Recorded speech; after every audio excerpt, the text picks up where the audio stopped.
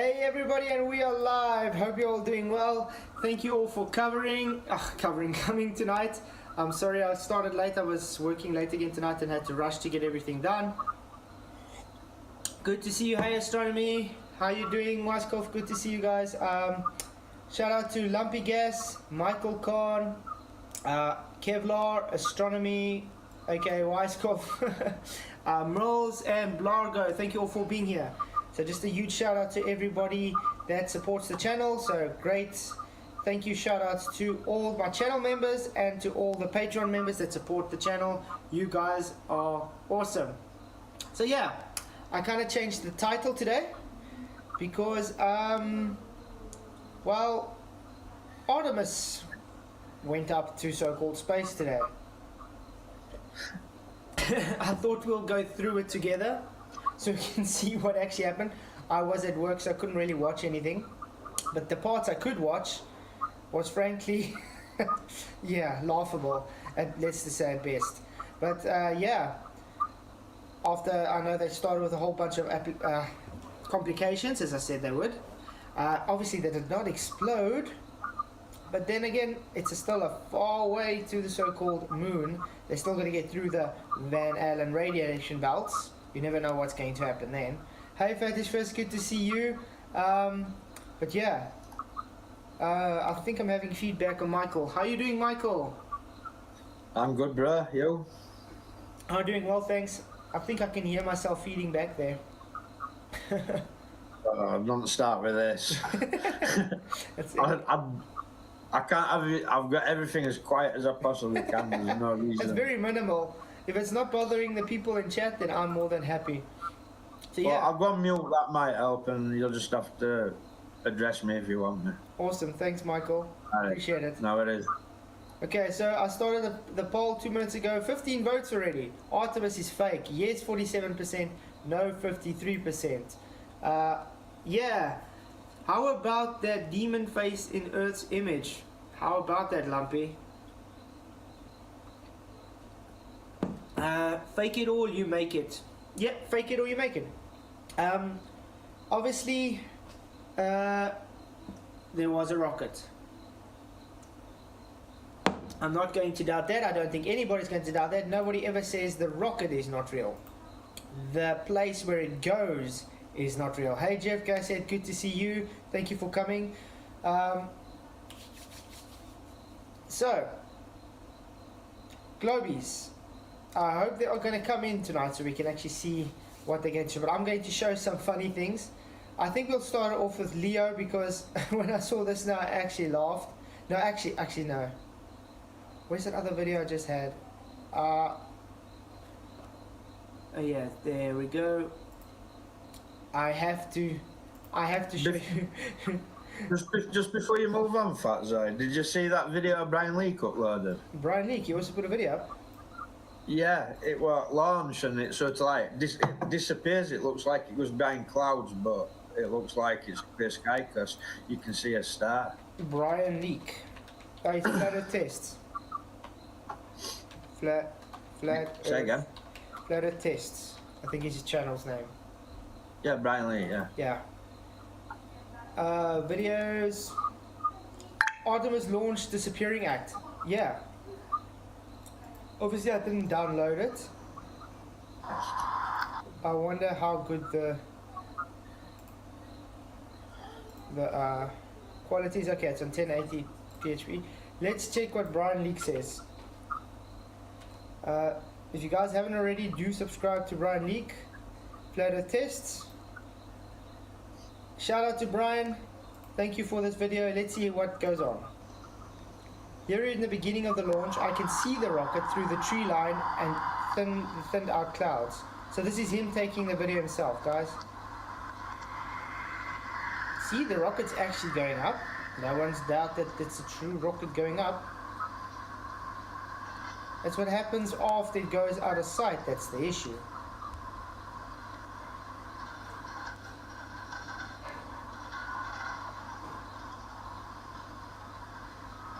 It could have gone behind a cloud, to be honest.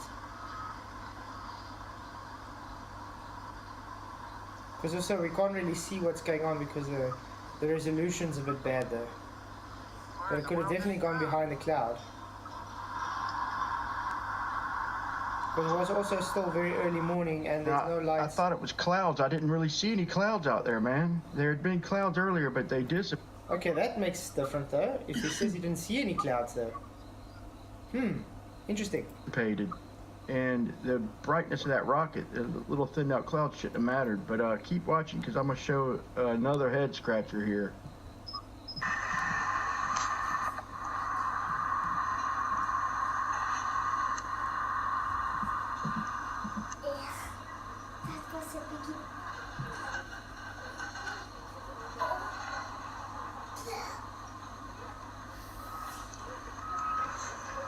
Star, I don't know.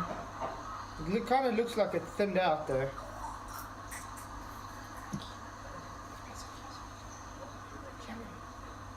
Where in the world did it go? The clouds that made the rocket disappear, how can I see the star at the same spot? That's also true. If you can see a star in the same spot, how would it have the rocket disappearing? It's quite odd. Imagine AI, your Imagine AI. So yeah, guys, if you haven't already, do subscribe to Brian Leak. I just wish it was a bit better quality though, but it did the job. This is one I wanted to show you guys. When I saw this is supposedly guys, I mean obviously it's supposedly supposed to be real as it's going away from Earth, but why can't we get better imagery from these guys? Let's watch this. This is supposedly Earth as it's moving away.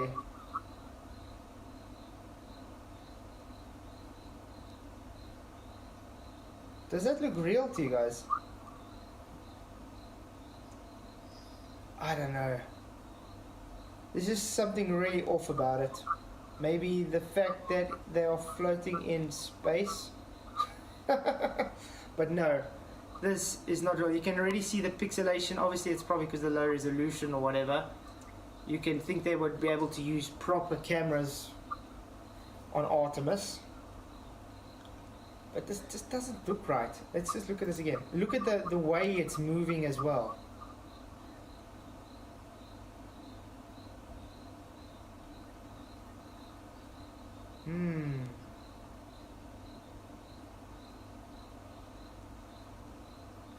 What's this though? Why is this lens flare coming up this way like that?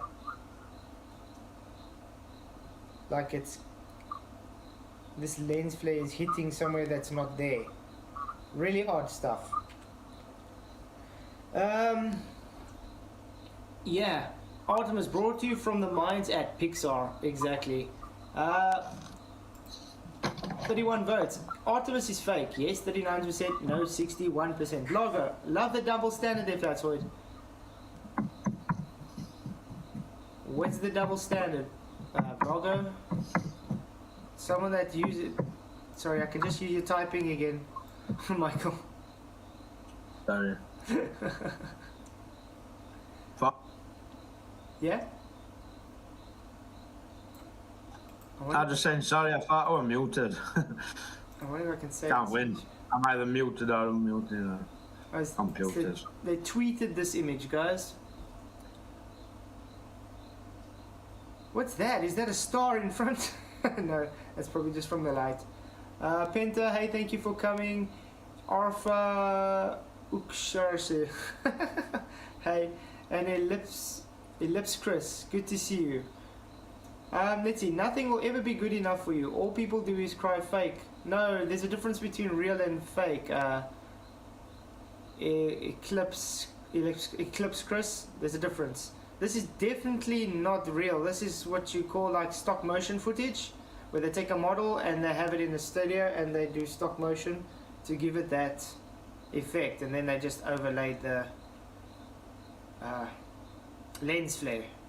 That's how it works. It's called studio work, if you haven't realized that. Let's see. Yeah, then we got some points from Leo. Brilliant work, guys. Leveler observer. But what he's not pointing out here that I really want to point out. this is the Orion capsule, whatever, moving. But now, where is this camera situated that's taking this so-called photo, guys? Michael, would you know where this camera is taking this photo from? It looks like it's been took from further away to me. Yeah, it's like it's floating in midair somehow. Unless it's on like a big stick. They got a selfie stick or something. Yeah, like a selfie stick. And then the shadows just don't make any sense. Look, the shadows are going this way, shadows are going that way, and the sun shadow is going from that way. Why is that? My problem is, it's same with ISS. It's always stuck to one side of the screen in a right funny place. It doesn't add up. It's like saying they always position camera in the exactly same place, no matter what space vehicle it is. It's stupid. But also one thing, okay, that obviously that's that shadow and that's that shadow, so apparently. But like I'm saying, why is the shadows coming this way and those shadows are going that way? These are supposed to be arced that way as well, following the shadows that go that way. Is there more than one sun now apparently in so-called space? Just doesn't make sense. And have you realized there's literally no shadow on these bottom of these panels? It's like it's just literally light to dark. That's it.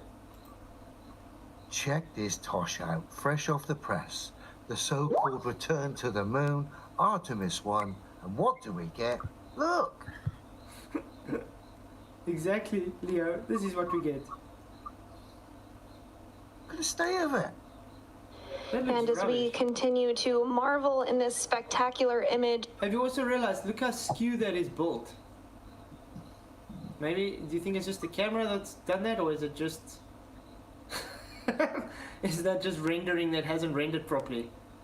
I think that's rendering... That's right. Yeah. If you go to, I think, it's either video before that on Leo's, a couple of videos back, there's another interview with Buzz saying that they didn't go to the moon. So, if they didn't go to the moon first time, Yep. what's this rubbish that they're punting now, do you know what I mean? Yeah, but how do you get to the place they said they could get anyway? It's violating the second law of thermodynamics. But we're looking at they claiming to be taking these photos from that place that violates natural law, but look at all the inconsistencies with this so-called actual photo. I mean, does NASA build such weird, strange funnels? I mean, look at all this. It's like it's warped. You see, it's all like warped into one side. Don't they make them uniform? It's like it's literally just coned and stuck on top. I mean, even the shadows inside here, look, those shadows inside are practically the same. Look at them. It's like a copy and paste that they just shrunk them to try and make it look. This is a rendered guy. This is a CGI render. This is literally done in a program. Yeah, it This looks is- like it's like CGI animated lighting on it, and it's coming Yeah, from I mean, it's even several flat. different angles. Yeah, I mean, this is even flat. This is not. It hasn't got. How can you say when they do the rendering without proper ray tracing and stuff, you get that flat? This is flat. It's not proper rendered. Do they think people are blind or something? Well, obviously the globe defenders are blind, but the rest of the people. I mean, even look at that little light piece there is the same as that little light piece there, and the same as that little light piece there, and the same. How do you have exactly the same light piece everywhere? No, guys, this is... Okay, let's carry on. here in Mission Control Houston, you have a great view of the Orbital Maneuvering System, or OMS, and Marvel! Have you been on them wild mushrooms again, my dear? You're showing the Earth to be something that's scientifically impossible. Well, you're doing it in a mocking fashion here. We got Thunderbird style fucking... Hey Snowbirds, good to see you. Thank you for on YouTube. Great for being here. Justin Franks. Okay, light travels in essential straight lines. That's why. Light travels in straight lines from one light source. If it's the sun, it's one light source. Eclipse Chris. Hey Faciality, good to see you. Glad you could make it. Flatzoid, tell them to pan the camera around 360 degrees. Zoom in and zoom out. They can't do that because it costs too much for a 360 degree camera. The GoPro 360 GoPros cost too much for NASA, guys. So they have to use low quality budget stuff. Yeah? You want to say something? If I was sending, Yeah? if I was sending that up, there'd be cameras all over it. Proper You know what I cameras. mean? Yeah. They'd be looking every which way possible. And you're using proper cameras. And also, what is the temperature in so-called space? How would that affect the so-called cameras that they got on taking these photos as well? Because obviously this camera is taken from a selfie stick outside in space. Yes, it looks like we arrived in Narnia, Owen. Exactly. Let's see if we can draw these shadows out. I'm going to take a screenshot.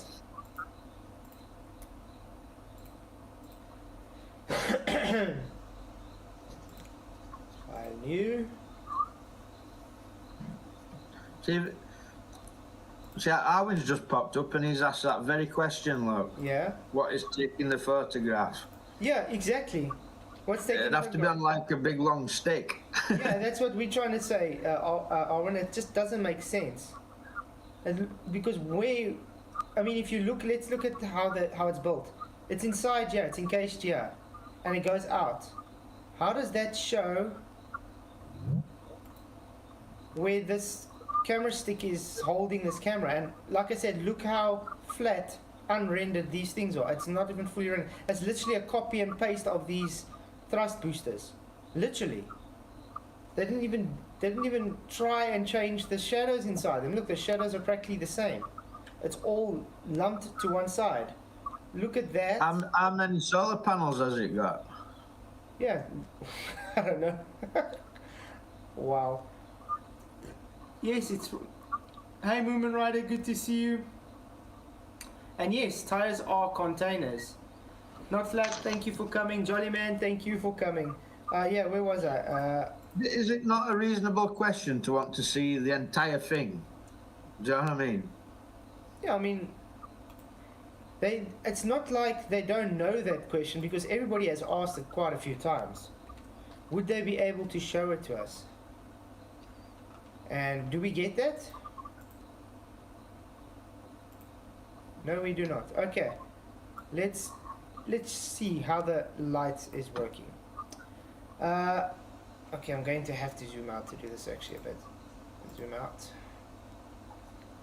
Hello guys, I am here. I've only just got here. Sorry, I'm a bit late. Hey PJ, how's it going, dude? Yeah, not too bad. Sorry, I was here on time and all that. I just had a load of official phone calls to take about a meeting with my son, an emergency meeting about my son tomorrow. So I've been kind of watching and taking phone calls at the same time. So I'm here, but I'm not. I'm kind of back and forth. Do you know what I mean? Taking phone calls and that. No stress. Okay, you guys can see. All right. So I am here. So if I can add to the voice when I hear it, I will. But if I don't see it, I'm sorry. You know what I mean? No stress, man. Thanks for coming, man. All right, cool. Okay. Keep going. Thanks, man. Okay, so guys, you see, the light source is coming from that side, from that direction to this side. Now, why are we getting the light now showing this way? That is fake, guys. That's not how light reacts. You don't get the light source going from two different directions. Okay, let's just fix this line quickly. This also says the light source is above here. So where's the sun? Is the sun right above here or is it down there? Because if it was coming from the sun, these things would be angled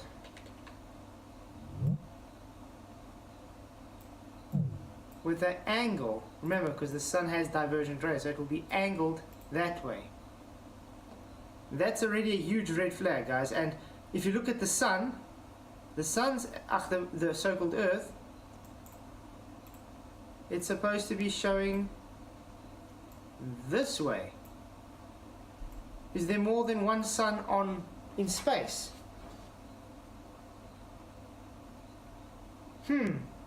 That's really, really odd stuff, guys. So if you just look at that alone, that already debunks the so-called Artemis in space. Why would they have to lie to you?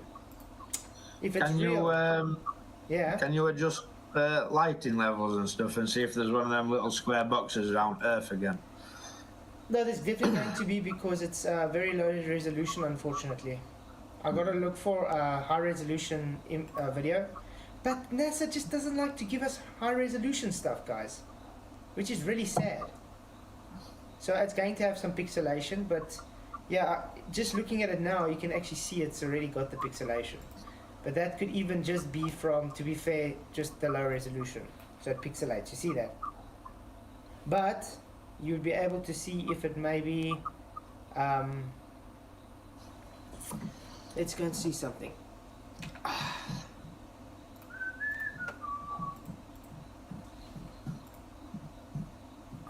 Okay, I want to see if I can do something quickly. Hope you guys are all doing well. How's the votes doing? 49 votes. Artemis is fake. Yes, 59%. No, 51%. Very close indeed. Oh shucks, that's not gonna work, so I have to copy.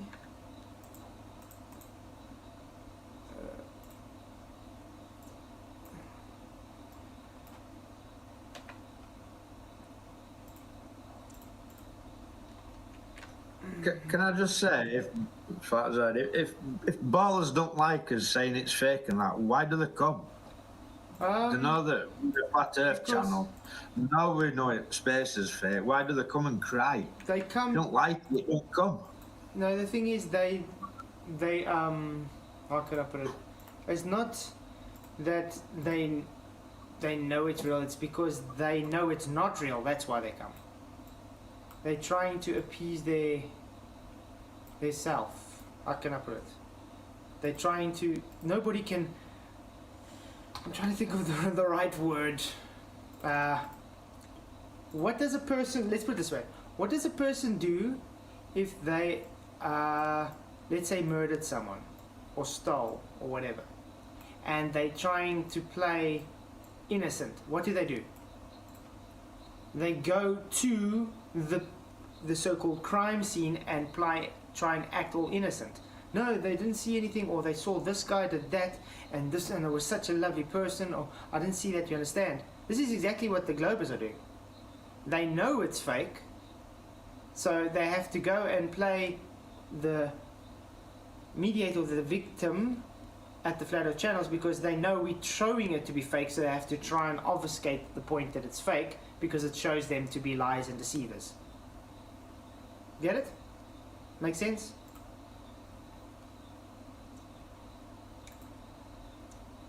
I wonder if we can. Ooh, look at that brightness. See, it's already showing pixelation just because it's. You see there? Because it's low resolution. Bap, bap, bap, bap. Why is it going across the screen like that, guys? That's also a bit weird.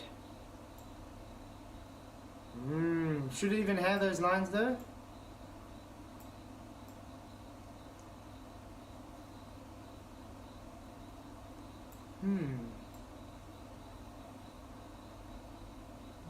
I mean, even if it's low resolution, it's not supposed to have those lines across the screen. That means it's not it's not a rendered image. It's not finished rendered. Guys, you guys got some issues here. It's like I said the other day though, Flatzoid, any images you get off NASA, there's never no metadata with them, you know, so you can check what cameras took it and what quality it is and if there's been any Photoshop, you know what I mean? That's all registered in metadata and they've never got it with them. Yeah, I mean, look at that. It's actual, you get pixelation obviously, but I mean there's blocks that's outside of the different greens and stuff. But that's not the thing that bothers me. It's these uniform lines cracking across with that. So that, you know what that means, guys? This block is a separate rendered image over another pasted rendered image here. That's why you got the different blocks in here. So this was done in studio and they literally pasted on top of there in pre-production. That's obviously a blue screen or green screen, or they got the two planes and they focusing on one another with the image software. So yeah, it's fake, guys. Thank you very much. Let's carry on with showing how fake it is. Thank you, Leo, for bringing this awesome footage. Spacecraft, a daft globe Earth, which of course is ridiculous. Long gone is the conversation about the shape of the Earth. Demonstratory level, tested and verified by all. Exactly. So there's no marvel here. This is ridiculous. I agree. I thought they might at least try and up their game to help out their deluded fans. But look! In that main engine on the top left of your screen there. Engine on the top left. Remember, guys, like I pointed out, look how skew this is made. How do they make an engine looking like this? I mean, like, this is my mug. You see, it's uniform. It's uniform because they have to have it this shape so it has the correct, how can I put it, the optimum exhaust gases to go out for propulsion. Now, if it's ununiform, it's not going to give the optimized, and you're telling me they're not building optimized propulsion systems? Yeah, it's crazy.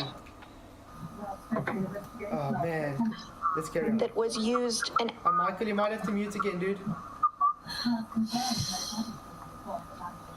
Mike.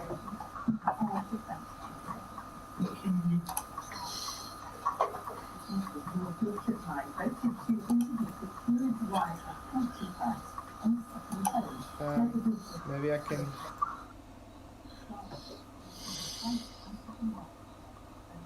Is that better? If I can, yeah, then I'll hear you if you go. Okay. hour and 43 minutes ago to perform the OTC, or outbound trajectory correction maneuver, as well as a few of the auxiliary engines on the bottom of the European service module, flanked by the solar array wing on the right portion, right above the. That's enough of that glitching out, my dear. It's not easy, is it, to big up bullshit? And, you know, I can see you're struggling. And no doubt because it looks ridiculous. Why? Because it is ridiculous. Yes, it's very, very ridiculous. Great video, Leo. Thanks Even for if showing I was us. a globe believer, you know, say I banged me head and I just thought reality was exactly the opposite to what could be tested and verified by all, and I had all the Star Trek. Yeah. Where do I get this data? Let's see. Can I copy it and paste it maybe? It would be great if I can.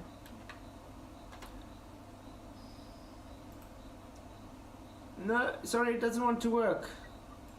Hi Travis, good to see you. Thank you for coming.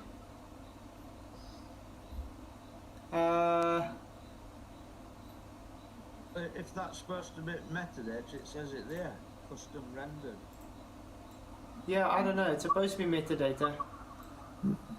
Looks Hey, bloody well, like. good to see you. But yeah, I mean, I don't see. If you can maybe just send me a link, Arthur, it would be really help. Much better than whatever you're just trying to send you. Or try and tell me where I can go. But yeah, guys, we literally just showed how fake this is. Look at that. It doesn't work.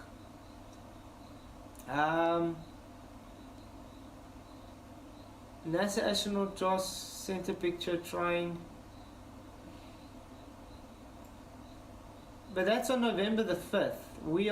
This is not what we are talking about, Arthur. So you're trying to give us other things that's got nothing to do with what we're talking about here. Thank you very much. That's ISS I see as well. Sad indeed. Okay, I think Star Wars, Battlestar Galactica. Hey, Adam Eakin, why do they have to put plant pot and load of egg cups on the bottom? Exactly. Adam, I was showing earlier that, I don't know if you missed it, but look here. Look when you edit it. This shows it's put onto it. Faciality, $5 use super chat. Thank you very much for the super chat. Really do appreciate it. It's pathetic. These are so-called space images. Would fail college freshman year. Intro into Photoshop and Illustrator, 100%. Spent 5 years and majoring in them. Exactly, Face. I studied to do graphic design and art, and well, art was one of my major subjects. It's the reason why I took it. And I was a graphic designer for 10 years for major marketing companies. So yes, you spot these fakes a mile away. It's sad. I mean, if we did stuff like this, no. I mean, I had to print stuff that were for billboards on sides of buildings, so the pixelation had to be spot on. When you get this rubbish, it's like, no. Yes, it's overlays, Adam, exactly. They overlaid the two images, and that's why you get that, because of the rendering. This is a CGI rendering overlay over that though, because, where is it? Look at this, look at those funnels. It's not even it's rendered flat still, it's not even perfectly rendered. This alone shows that they are faking it, guys. Do we need to even carry on? Yeah, okay. But that's not all. Adam, I don't know if you saw this. Where is it? Check at this.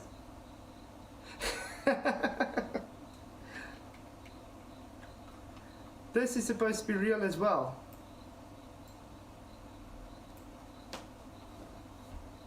I'm going to take a screenshot from this.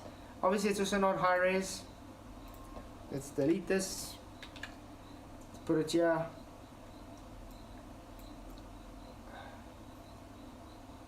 Let's go. Edit image. Brightness. Ooh, look at that. That'll make a nice background. Got a lot of light. Got a lot of contrast. Okay. Saturation is obviously going to bring the colors out more. But there we go. You can still see it's got this little... how do I zoom in here now?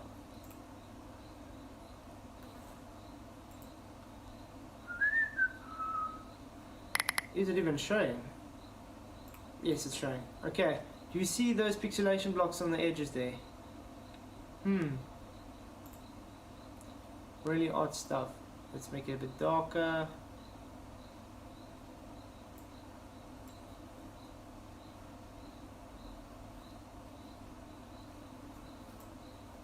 You see, and this you're not getting those overlay stripes like we saw with the previous one.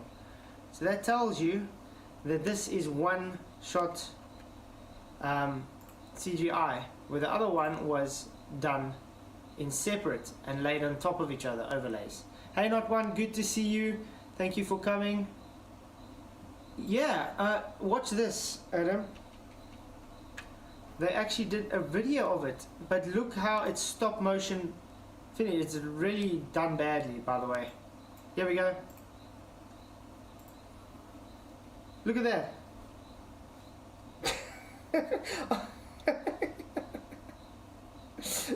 Oh wow.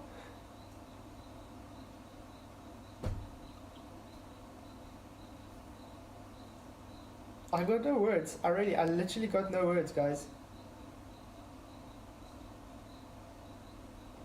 That is just something else. Yep, exactly, Travis. They fake everything else, but space said to be sheep. Hey, Tony Whitcomb, £10 super chat. Thank you very much. Really appreciate it. Artemis taking off sideways. If you are from the north or south or equator, or taking off at 1,000 miles an hour earth spin while leaving the ground. But remember, they think everything moves together. Remember what we showed, even Veritasium says the rocket leaves and the earth rotates underneath it. Neil deGrasse Tyson, the earth rotates underneath it. Yet we still get the anti-flat earthers saying earth doesn't rotate underneath it, rotates with it. Really sad stuff, guys.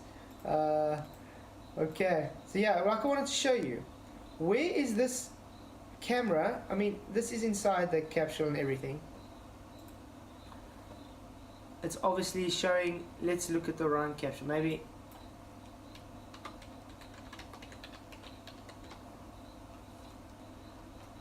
Okay, There we go. Do they show where those camera mounts? Michael, earlier you asked how much solar panels they have. We can see it's 4. Okay, let's see if we can see where that camera is. I don't know, guys. If you look at these images, where is that photo taken from? Okay, this is the obviously the rendering of it, but are there any cameras actually mounted on any of these solar panels? No, there's not. Now when you look at this, where the hell is this photo being taken from? On a selfie stick. There's just too much inconsistencies here. The lights, the shadows don't match up to one light source. It's overlaid over each other. It's very pixelated because, yeah, obviously they think it's stupid.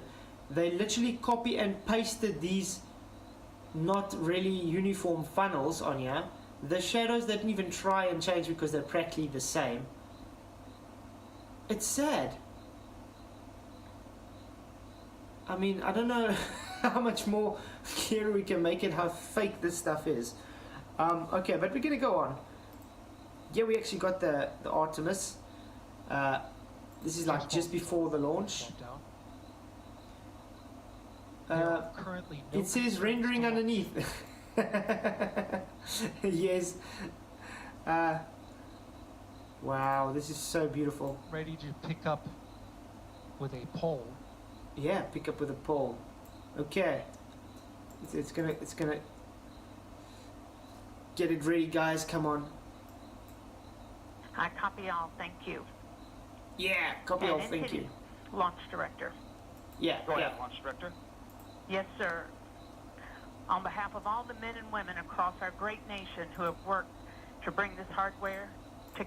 I like how she's reading off a speech, but look how she's kind of jittery while she's saying it. It's like, oh, how much times have I said this out before? Copy, launch director, and thank you.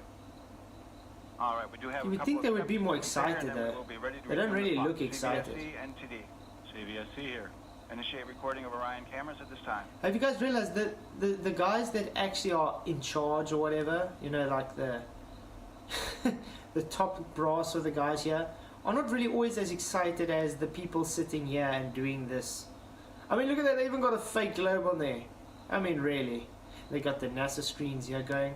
I think I even saw one of the videos where they have the one guy showing him placing the CGI image and moving it across screen. Literally, he takes it out of the render program and moves it across screen. I was laughing my heart off. Really. Oh. Okay, come on. Show the launch. Show the launch. Come on. Let's go. Systems for power transfer to the rocket. Yeah, come on. Let's do this. Power transfer to the rocket. That's still 7 minutes, so maybe we can just forward it a bit. 4 minutes. 1 minute. Okay. Oh. Okay, there we go. To the ALS, this is the autonomous launch sequencer. On board the rocket, it will take over command and control of the rocket. This. But the ALS will check. Yeah, okay. 35, 34, 32. Oh, I hope you guys are ready for this. Again, thank you for the super chats, guys. Really, really do appreciate it. You guys are awesome. Come on, it's gonna go. Let's go. Launch team can no longer recycle the count. Are you guys ready? Are you guys ready? Pressure water now flowing under the ML. Wow. Hydrogen burn off igniters Yes, and then okay. 7, Let's 6, go. 5, 4, stage engine 3, start. 2, 3, 1. 2, 1.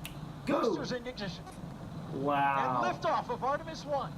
Liftoff of Artemis 1. Back to the moon and beyond. Wow. Back to the moon and beyond, guys. Wow. I don't know if you guys saw that. The flat water where the reflection was off of. All 4 RS-25 engines on the core stage and 2 solid rocket boosters now propelling the vehicle at 128 miles per hour. Guys, did you know that it is going up straight? Why is it not showing sideways? Because of Coriolis. Remember, it's supposed to be the Earth turning underneath it. So where's this apparent deviation, guys? We can't see Coriolis effect anywhere. Control on the roll. Come on. To Mission Control Houston, all good calls so far. Now 30 seconds into the flight of Artemis 1. Because you would literally see it arcing like this the whole way, because it should be having an apparent deviation. Do we see that arc? No, we don't. First milestone will be for the vehicle to pass through max Q in about 1 minute and 9 seconds into launch. This is the greatest period of atmospheric force on the rocket. Wow. It's the Truman Show, exactly, Travis. SLS now traveling 607 miles per hour. 607 miles an hour, that's fast. You're looking at 8.8 Wow. maximum thrust. Quiet here in the loops. Beautiful stuff, don't you guys agree? Look how it's lighting up everything. Faciality. Is everyone actually on the Artemis? Are they... What? Are they going to get off and walk on the... No, faciality, no one's going on... No one's... this is an unmanned mission. This one is specifically just to go to the moon and fly around the moon for, I think they said 26 days or 28 days or something, and come back. Yeah. How fast do you need to go to get out of Earth's atmosphere again? What is it, 17,500 miles an hour or something? Apparently, yeah, it depends on... Yeah. Yeah, but that seems like a fairly slow speed. It's so fast, it's unbelievable. How can anybody believe that anything goes that speed? That is just crazy. But you see, the thing is, this is high up, so with parallax, it's going to happen. That's why when you see an airplane high up, it looks like it's going slower because it's further away. Yeah. So that makes sense. Yeah. That would make sense why it looks like it's going slow. But is it going as fast as they're saying? I highly doubt it. Yeah, I highly doubt it. Yeah, definitely not. It's just a fancy firework for all ball-believing idiots stood there in cold watching with a camera. I mean, that's it, man. I mean, until you realize they're literally just shooting it up, and when it gets out of view, then they move it over to CGI as they crash the thing in the ocean. Yeah, that's it. That's why they got Nemo for a reason. Because it's the most. It's just like an expensive stunt show, isn't it? Yeah, really? but think about it. How much billions and billions of dollars have they got out of this for the years and years of funding? I was thinking today, if they didn't actually launch now, if you were a normal company and you had to do this stuff, and you are years behind and over budget, they're going to, let's just say, okay, if you haven't launched now, we're going to cut off your funding, full stop. Why are they keep getting extra funds, extra moving on? It's because it's all planned. It's just a show. This was planned from the beginning. So they're going to do this. They're showing CGI now. And now probably it's going to go through the Van Allen radiation belts, apparently. And while it goes through, it's probably going to mess up the systems, or there's going to be some complications, or it might blow up, or maybe it just comes back perfectly, and then they're going to say, oh no, now there's a lot of anomalies, we can't send Artemis 2 up. You know what I mean? Yeah, if there's nobody on it, how do they know that a human can survive it? Well, remember the astronauts, the first astronauts were on there, remember? And they went through the Van Allen radiation belts without even knowing about it, because they went through in paper mache and tinfoil. Yeah. I don't know. Ask Buzz. Ask Buzz, exactly. He literally says they never went, so. Yeah, he did. He just said it again not too long ago as well. He says it a few times, and it's very telling. He said it to a young girl. Then he said it on some other show a couple of months ago, a few weeks ago, whatever. I can't remember. He said straight away they didn't go.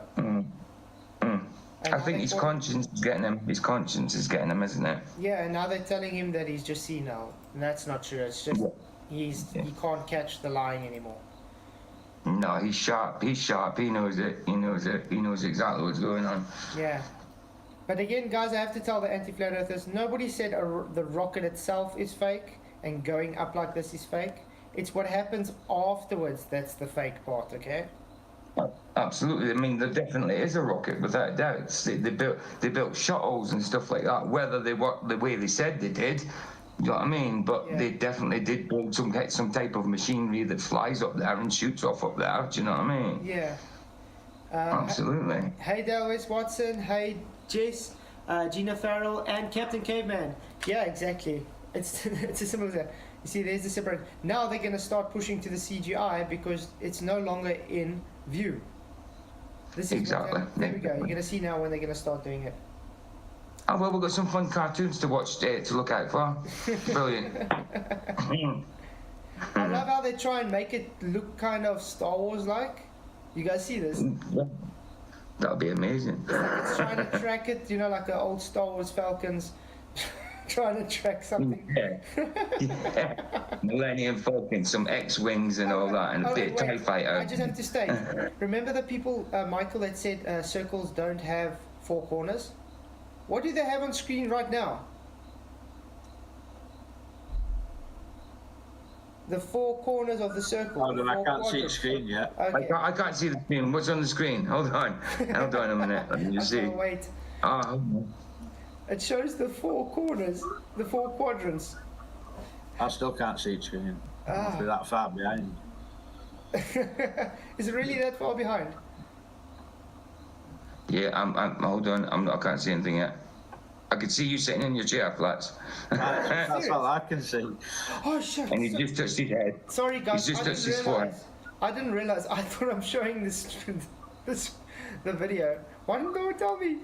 Yeah, this is what I'm trying to show. Sorry, I'm so sorry. I forgot I changed it. Oh man, we don't need wings. No. You see here, guys. Here is the circle, the 4 corners of the circle, the 4 quadrants. North, east, south, and west. That's how it works, people.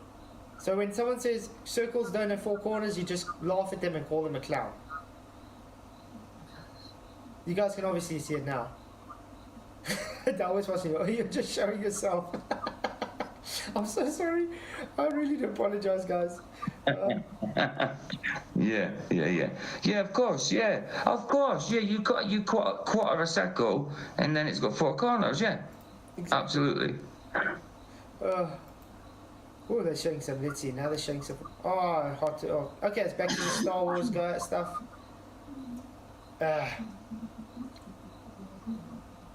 That's it, definitely. I get it. Ooh, 3,214 kilometers. How come the chat's not coming up? What are they saying here? Let's see what they say. The mission, we could still achieve a nominal mission. Oh, there we go, guys. Look at this. Please tell me you guys say this is real. Come on. You're telling me billions and billions and billions of dollars, they cannot just organize even a satellite to be able to view this coming out from Earth? Where's it gone? Come on, they have to at least be able to view this going out of Earth, guys. You're saying that is real? That is insane.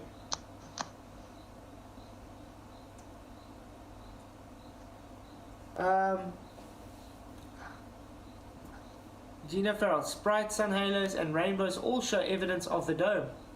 We have to have containment. Oh, come on. Fake as exactly. Hey Omega Genesis, good to see you. Blue frames make it more realistic. Looks fake, so it must be real. Yeah, remember they're trying to get the plasma feel, guys, because they want to start moving to plasma propulsion. Pulse jet propulsion from plasma. Atomic Deluxe, how can they have a camera flying along the rocket?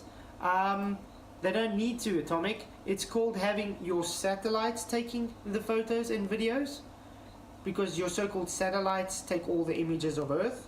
So why wouldn't they be able to take this? Or they could have tried to get the ISS to sort of be in line to take the video of this. But no, they have to use the CGI nonsense. Booster flight controller reports that the engines are looking good. Engines are looking good. Great. Yeah, and that's what you get out of looking at that. Our core stage main engine cutoff time is about 8 minutes and 3 seconds. We are now at 5 minutes and 11 seconds into the flight, 7,656 miles per hour. Wow. Come on. You want the last separation. I want to see that last separation, guys. 4 RS-25 engines. I mean, I know if this was my project and I had so much billions of dollars in so many years, I would have organized, out of so much planning, you would have organized some kind of video imagery for, especially on the last separation, because that's the most epic part, isn't it? FYI, Flatzoid, NASA don't care about proving things to conspiracy theorists. No, NASA just care about proving you guys gullible. That's all they do. NASA has been faking it since their conception by the, how can I put it, the Jesuits. You know, it's actually sad to think any of you still believe this nonsense. Is this real, Atomic? Please tell me it's real. We've actually gone through this, why everything is fake about it. He said on the show, they believe lumpy gas in a vacuum. I was like, taking it, yep. Max 65, so faked, exactly. Ah, man, come on, this is getting boring now. Show us further than this. This is like, oh, there we go. Okay, guys, here comes the separation. Now flying free from the core stage of the Space Launch System. Okay, is it going to separate now? Come on, come on, come on. 30 seconds now until... 30 seconds, there we go, okay. Come on. I did 30 seconds. And we have confirmation of core stage main engine cutoff. Orion is now in Earth's orbit. The flight dynamics officer reports that we have a nominal main engine cutoff. And we just heard the call for core stage separation. Okay, I have to say something, guys. Does this look acceptable, even in CGI kind of rings for you guys? Does this look acceptable to you? Does that not look like they literally just made it 5 minutes ago? I mean, I remember playing games in 1995 that had better graphics than this. Come on. I mean, Counter-Strike had better graphics than this. Keep up, guys. Really, this is embarrassing. That means Orion and the you can make better graphics on your phone than are this. now flying free from the core stage of the Space Launch System. The next milestone will be solar array deploy approximately... No, Owen, this is real stuff, dude. Remember, this is real stuff. Not CGI at all. 18 minutes after liftoff. But before Orion stretches its wings, let's check back in with our friends at Kennedy Space Center and hear all about what it was like to hear the rocket roar off the launch pad. Megan and Kayla. Yeah, get off this embarrassing screen. Well, if you're just joining us, well... It was something else, I gotta tell you. You're looking live inside the firing room where Charlie Blackwell Thompson is about to... Compared to your launch when you're in the capsule soaring towards space. I mean, equally emotional, I think. Yeah. We train for everything, and so when we're in that capsule waiting for launch, we're just running our procedures. You could almost... running your procedures. I want to make this evening.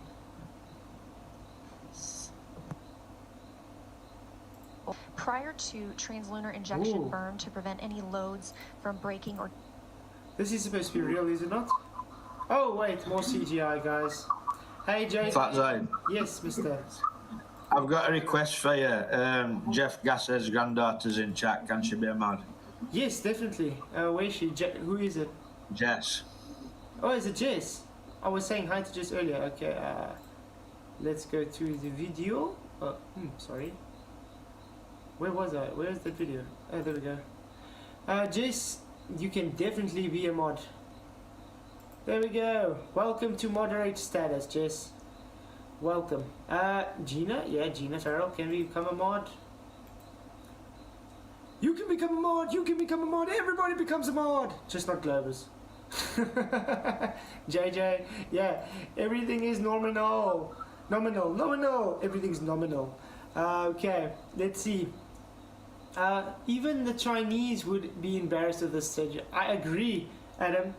The Chinese would be embarrassed of that CGI. I mean, look at this stuff. Come on, you guys. So much millions. It's a pleasure, Jess. I'm so glad you enjoy the channel. Thank you. You guys really are awesome. I really appreciate you guys' support. Yeah, this is what I think of the Artemis, guys. Wait, where they're showing? It was one of these pieces, I think. Look, guys, now they're showing another globe. I'm gonna print screen quickly. Yeah, let's pause. Let's go do some more fun with editing. Oop. I should actually get myself Photoshop again, to be honest.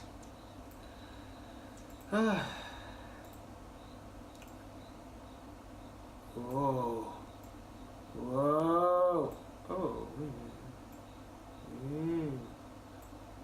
Is that kind of line out building, guys? That usually happens when you feather something. Then you get that edging. Let's see if I can zoom in somehow. How do you zoom in on this thing? There we go.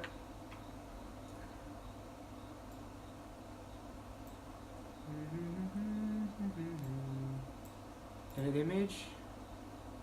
Brightness.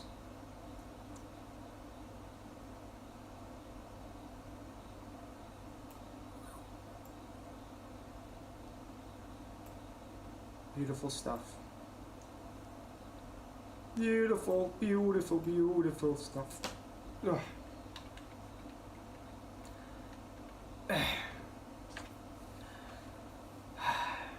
And you know, even this, guys, it's just simply, you can overlay this and then just put wide angle. And there we have it. Okay, let's carry on. Where were we? It was this one, yes. Okay. See, this is the guy I was talking about earlier. You see, he's not working with any renderings now whatsoever, but later on you see him work with renderings. Now they've got a different photo angle, guys. What's that? Did you guys see that? What was that? Let's go back 10 seconds. Is that supposed to be a star or a satellite or whatever?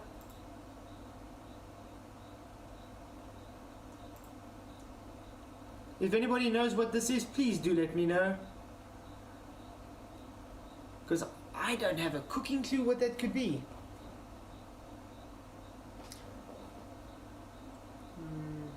Kind of looks like this thing is exposed to the elements. And why is this photo like hidden behind something? I still can't see where the other camera would be from to take that other image. It's totally faked, exactly, Gev. NASA aren't on a mission to prove globe Earth. They don't give it a second thought. Okay, Atomic, keep telling yourself that. Do you guys realize there's so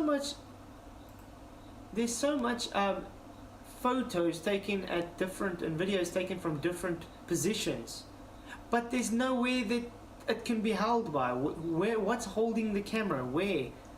How is it keeping it in focus?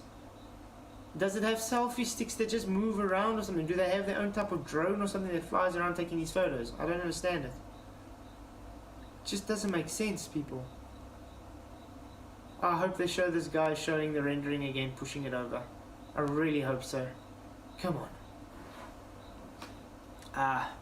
See what they're showing on screen, guys? Literally just all CGI, CGI, CGI. So look, it has to be here. I see data, I see data, I see data with CGI, so therefore it is there. It does look like trading office YouTube. It's exactly ain't what it is. Hey, expose Antarctica, good see. The Mason Control Center. Whoa. Why so bright? Did you guys forget the exposure or something? What's going on? The fact you guys think NASA give a lot of moments of thought is hilarious to me. Yeah, that's why they keep making videos that get worse and worse, Atomic. That's how the Masons work. They have to show truth in plain sight while faking it. Launches don't prove space. Seeing the ISS doesn't prove space. Nothing proves the vacuum of space. If you're seeing the ISS from the ground, it's no more than 35 miles our max angular size limit. Their best effort seemed to prove the contrary, though, don't you think, Atomic Deluxe? Okay.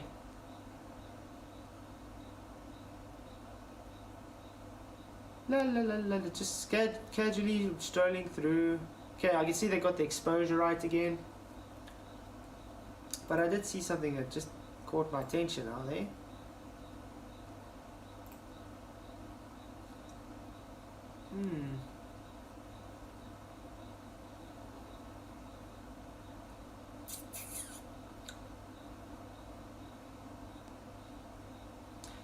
Yeah.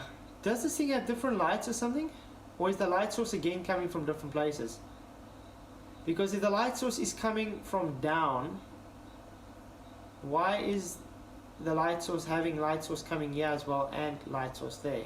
Is there more than one light source? Maybe it's got its own light in there? I don't know. Switchback Browse. The American woman spent 1,000 times more on money on makeup than the whole Apollo program. That's a good one. Oh, wow. Oh, guys, now they saw me put a background behind it. When did that appear there? Let's check again. See, no background. Just a straight cutout. And say, uh-oh, we forgot, guys, we have to put the background. Quickly cut out. Let's put it back. There we go. See, put the background. There we go. Now it's got a background.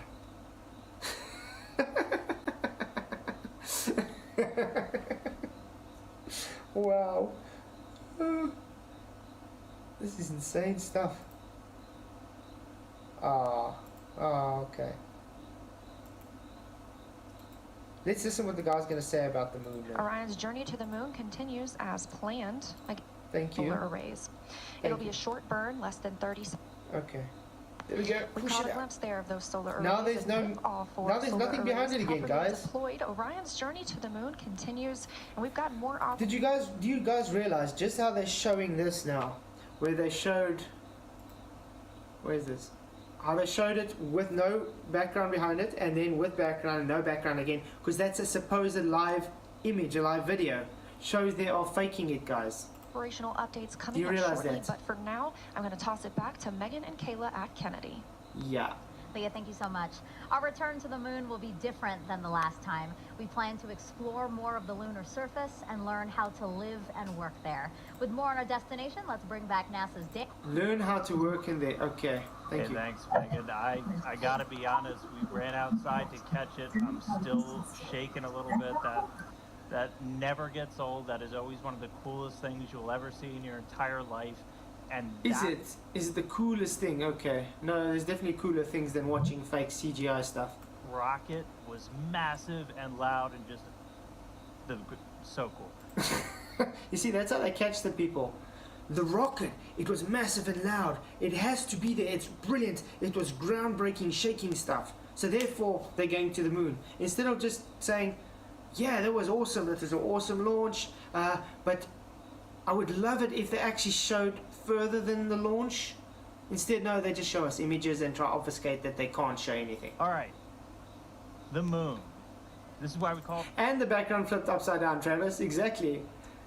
How much things have we showed fake on this already? It's insane. The moon board, but the moon, since the dawn of time, humans have looked at the sky and shouted at our neighbor, "I'm gonna walk in your face."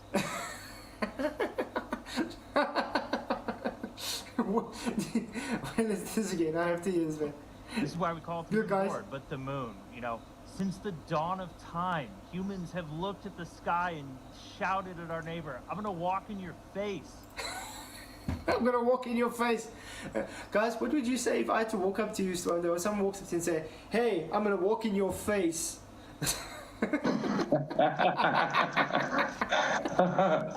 I'd either think you're a comedian or someone looking for a kick in.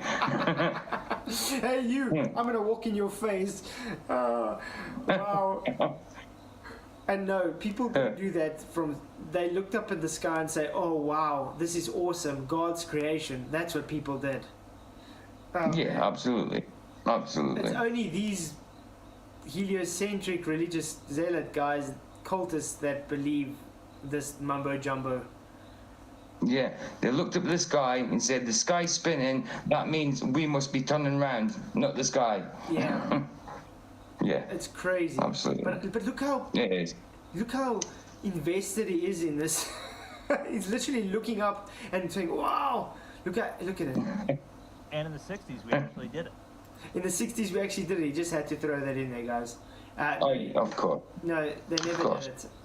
They didn't do it now either. It's sad. Here's Omega. It's definitely fake ass. Oh man. Madness, yeah. I'm gonna start saying it to people. Hey, you! I'm gonna walk on your face.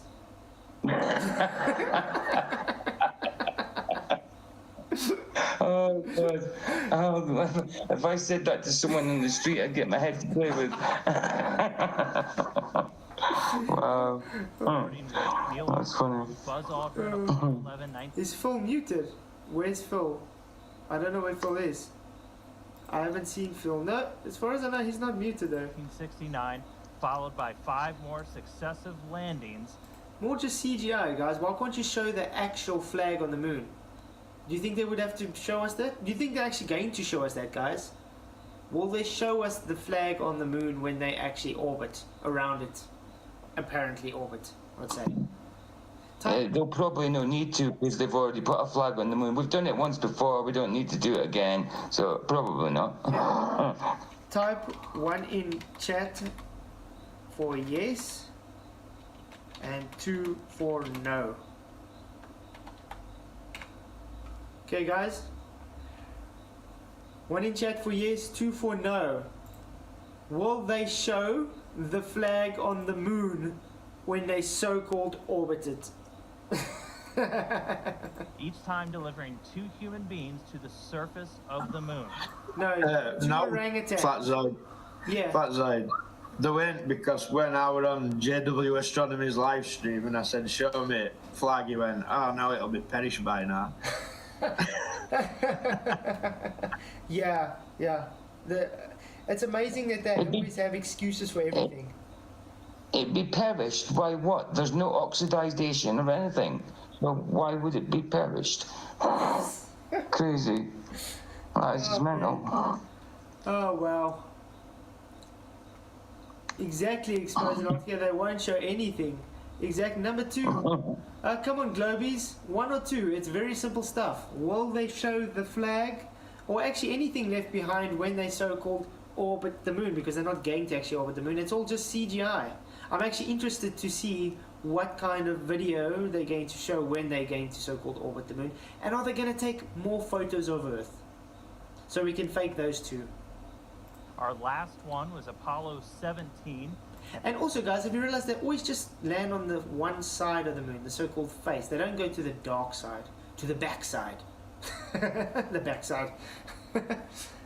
Why is that if it's a sphere? Odd. And that was 1972. Did you guys realize that? If it's a sphere, why are they only concentrating on the side we can see? Yeah, that's it. They do, don't they? It's just the side they can see. I mean, if I was exploring some place that's, it's quarter the size of the Earth as well, get a few more people up there and discover the whole lot of it. You know what I mean? Yeah. That's me personally. That's how I think. But yeah, like you said, it's always just the same part, isn't it? Exactly. Let's see. Justin Franks, because they want to maintain radio contact. But you guys have bendy stuff. Everything bends with you guys, remember? So why do they need radio? Remember, and they can just use landlines because that's how Nixon did it. Well, yeah, without even a delay. Yeah, I was going to say there's the big long landline that's spanning from Earth to Moon. That's probably what Orion's attached to. Hey, Scarlett, good to see you. Yeah, I mean, if he could use a landline, why can't they go behind the moon side and still get radio contact? I mean, they could put relay stations on the moon, for Pete's sake. Hello? That's how it works on Earth. We have relay stations, so they should be able to put relay stations there as well. Shouldn't be very difficult, or they can bounce it off of satellites nearby. Nixon's landline was to a NASA radio. In the 1960s, a landline was to the NASA radio. Do you know how that sounds? Wow. Excuses for everything. I would love you guys to show us how they did that with all that technology they had that time. Remember, the processing power of the shuttle was as much as a Nintendo DS, by the way.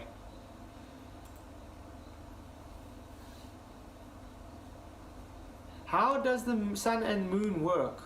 That's actually a very interesting question. I wish I knew, Jess. Show that moon. Show that moon. Yeah, I thought I heard it there. An 8-bit calculator was more complex than the module that went to the moon. I mean, yeah. And check what Professor Forbell says. So Artemis is never going to get off the ground. Not when the people are climbing on it, Professor Forbell. And they almost didn't, by the way. Really sad stuff. Because they had the same complications that they had the last time with fueling. The most easiest part of the so-called trip. So yeah, remember they did go off. The rocket got up. Congratulations, but the rocket's sitting at Point Nemo at the moment, Phil. You know, in the bottom of the ocean. You guys are too dumb to know that. You guys take CGI and think, oh, it's real. I just love it. And you guys saying, I'm going to walk on your face. Yeah, that's the kind of response we get. That would be a lack of understanding then, Justin Franks, on your behalf. Can't educate you, have you, but you have a major problem whether you choose to recognize or not. Adamican, unfortunately, that's all they have. They don't want to accept being wrong. That's why they are here on a Flat Earth channel trying to keep their faith alive. Oh, more interviews, yeah. Oh well, this we have to listen to, because I think they're talking about that annihilation that we have around us. The underlying. Additionally, inside the Orion, we'll be flying an experiment to study space biology. Space biology is where we study the underlying changes that Earth-based biological systems undergo when they're in space. Or basically, going on. I don't think that one of them actually is going. Going to help us conducting their own operate. Are they even saying anything about explore deeper research projects on this flight that will help gather data about the moon and Mars? Help gather data, guys. Let's see if they're even going to mention the Van Allen radiant belts. Way for us to explore deeper and deeper into space. I think Artemis 1 is significant on so many levels. It is a new frontier to do science. So the primary objective is to test the Orion spacecraft in a keep our faith alive. Yep, you're keeping your faith alive. Space launch system. And it is designed to carry out the boldest of the bold missions. But it's more than just learning how to travel in space. We're taking a lot of cool science. Learning how to travel to space. I think that's quite telling, guys. It's more than just learning how to travel to space. I thought they already knew how to travel to space. You guys did it over 50 years ago. Or am I missing something? And space biology. What the hell is space biology? They think it somehow changes the biology of a person. Oh, I see. Yeah, okay, like that. I'm vertebrae get stretched. But remember, these are the same people that believe if you sit next to rocks. That's a mutation. That's a mutation. That's evolution. Maybe we'll turn into X-Men. But remember, chance would be a thing. These are the same people that believe we sit next to rocks and they're our cousins. So yeah. Yeah, exactly. Tony Whitcomb, if a rocket can go past gas pressure into a vacuum and gas don't, then you have a problem. Yeah, because the rocket has much more mass than gas. Yeah, really odd stuff. But then again, they're saying it has got propulsion, and we have yet to even see one demonstration of a rocket working in a vacuum. Really odd, because everything these guys show us is not demonstratable on Earth. Have you guys realized that? There's just some really odd phenomena that I've seen. Claiming things but cannot demonstrate it on Earth. But then they show it like CGI and then it's real. But then the rest of us make claims on something in reality and we actually demonstrate it. Okay, bye Atomic Deluxe, thank you for coming. Glad you enjoyed it. Good to see you. It's along with us on this first mission to the moon. So as NASA plans what? On this first mission to the moon? Bold missions. But it's more than just learning how to travel in space. We're taking a lot of cool science along with us on this first mission to the moon. First mission to the moon. So the first thing the guy said, guys, I don't know if you caught that, learning how to fly to space, which is supposed to have been done already, and first mission to the moon. Huh. Doesn't that kind of sound familiar that when everybody says they never went before? Yeah, the same as when they've got to manoeuvre the Van Allen belt that's never been done before, which they should have done already if they'd been to the moon from 1969 to 1973. Exactly. Wow. Yes, to defend their nonsense, exactly, Michael. They're just trying to defend their nonsense. So as NASA plans to go back to the surface of the moon and onto Mars. We want to spend more time there. Okay, already trying to push Mars again. Yeah, obviously. And that's riskier business. So the more we learn about the moon itself and the environment where we'll be operating, the better we can prepare. That's also one thing I have to say, guys. Why can they come and say, I mean, you've seen the heliocentric gobble claims. They can claim Jupiter or Saturn or Neptune or Mars, and they can give you accurate details of the inner core and the temperatures and these type of storms. This happens there, that happens there, this is how it happens. But now he's literally saying, learn the environment of the moon. The moon is the closest, and yet they don't know anything about it. How does that work? Yeah, it's a violation of entropy. Tony Whitcomb, the rocket cannot go to Narnia. We have 10 CubeSats called secondary payloads, which are small scientific spacecraft of their own that will each be conducting their own scientific mission. All of these payloads in some form or fashion will help us going forward. Yeah. They are going to be studying the moon. And they're help study, guys. They're going to help study. Jess, no Scarlet, why are you here if you don't like nobody forcing you? Scarlet comes anyway, Jess. You'll get used to Scarlet. Anybody, actually all the... You ain't, because Scarlet's gone. It's a soccer account. It's not even a lass. Bye-bye. They keep coming. It's very Sorry, sad. I'm going through everybody now and I'm seeing who sucks. You know what I've realized today? You know that Andrew, what's that Andrew guy that keeps coming on here? I think he's Wolfie's one sock. Andrew Johnson. Andrew Johnson. I think he's Wolfie's one sock. Because I went on a video today of Wolfie and I commented, and it's quite an old video. I think it's like 2 years ago. So no one's been commenting on there, nothing. And literally a few minutes after I comment, Andrew Johnson pops up there and comments. Making excuses because I literally asked Wolfie to do something. Yeah, his video usually a sock pops up instantly to defend somebody. Exactly, and I mean on a 2-year video that was 2 years ago and it was literally a few minutes later. Yeah, I seen that earlier on actually, Flats. I did actually see that in the comment section. Yeah, I'm sorry though, I'm not arguing with people who've just recently made a YouTube account. I'm sorry. Yeah. But anyway. Yeah, I just checked it and there was nothing there on our channel, nothing about, no videos, nothing. It was just blank completely. No subscribers, nothing. Yeah.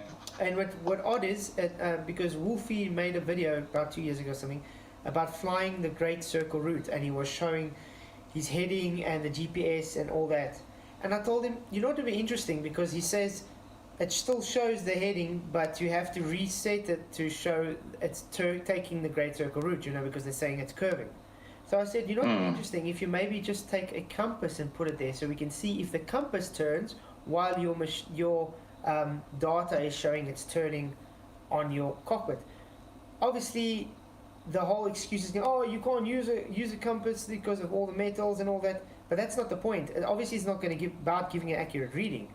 The point is, if your plane is flying this Great Circle route and it's showing it's taking that deviation on your instrumentation, but you cannot see it while you're flying, so you need another way to verify it.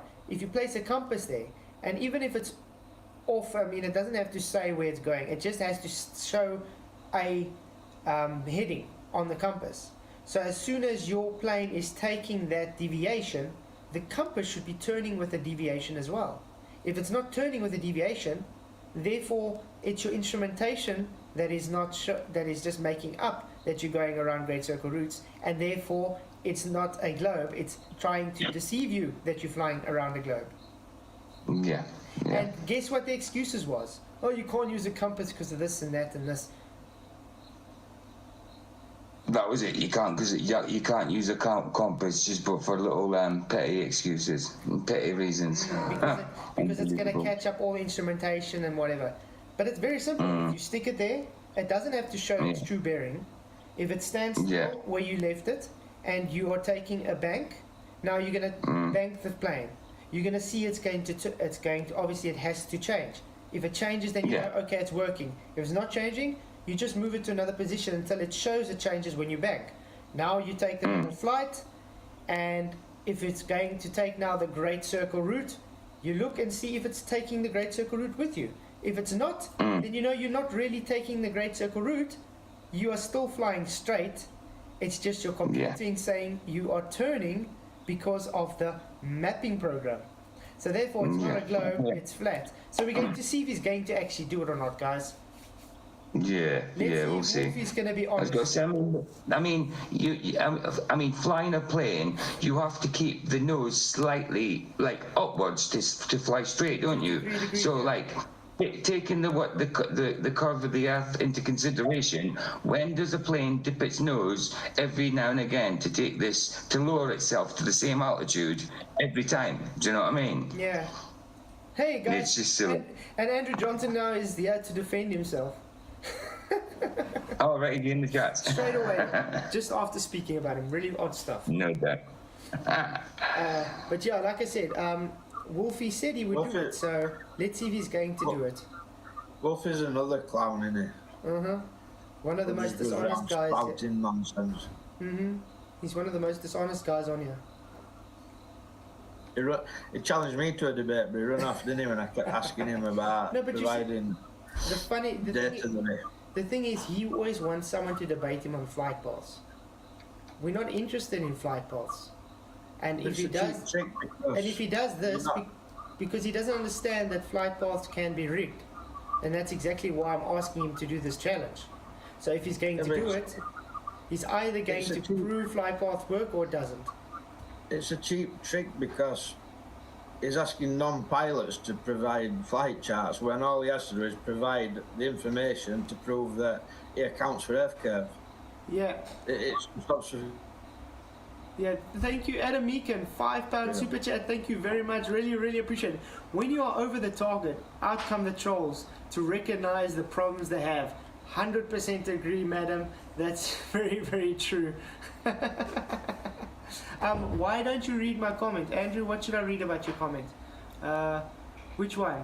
See my comment, okay? Oh, there we go. You comment on another new video saying that you comment. Andrew, you commented on this before I even said I commented on this. So, sorry about that. Yeah, I first commented on his video, and then you commented on that before I even went to say I commented on his video. So you kind of caught yourself out there, Andrew. And Andrew's comment proves Orion's real. Wow, look at that. That's so beautiful. Let's see, what to say? William the Carpenter, rigged flight paths that destroy... What? That dastardly pilot. Look, the thing is, the pilots follow the path they're taken because it says that. I mean, it's so easy for the system just to say you are taking a deviation of, let's say, 2 degrees.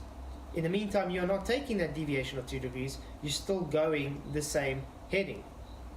You understand? Because they need it to show it's going around a globe curve.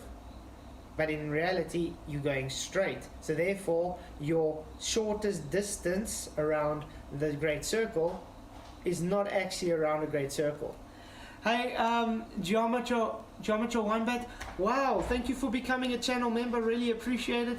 You are awesome. It's good to see the channel members growing in size. Really, really appreciate it. I hope you enjoy the time being a member. Good to see you. Geometria Wombat. Thank you very, very much. Do take the time to see some of the emojis.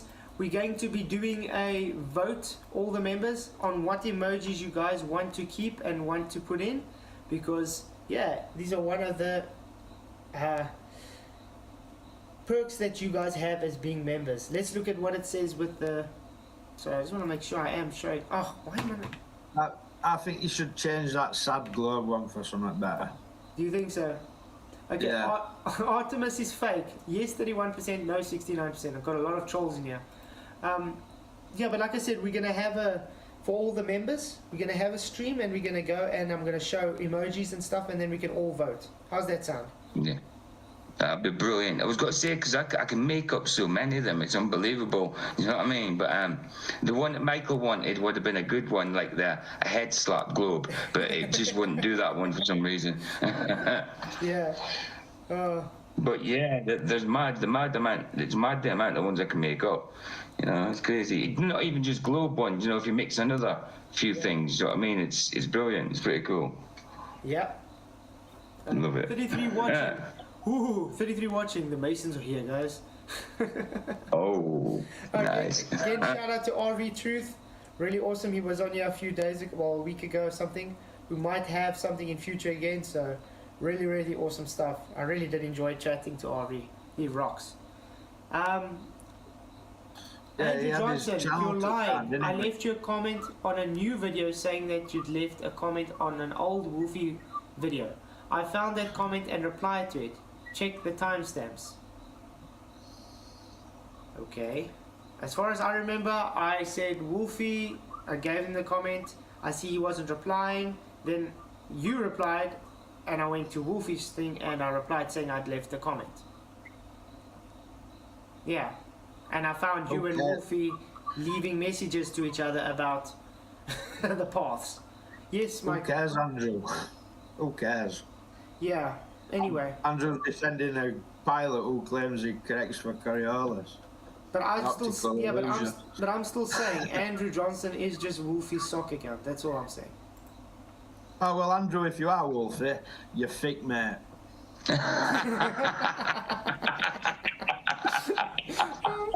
Oh, Michael, straight to the point. Oh, wicked. Oh, that was so funny. Yeah, maybe that should be a challenge Wolfie should show us, guys. How does he account for Coriolis when he's on the plane? Well, yeah.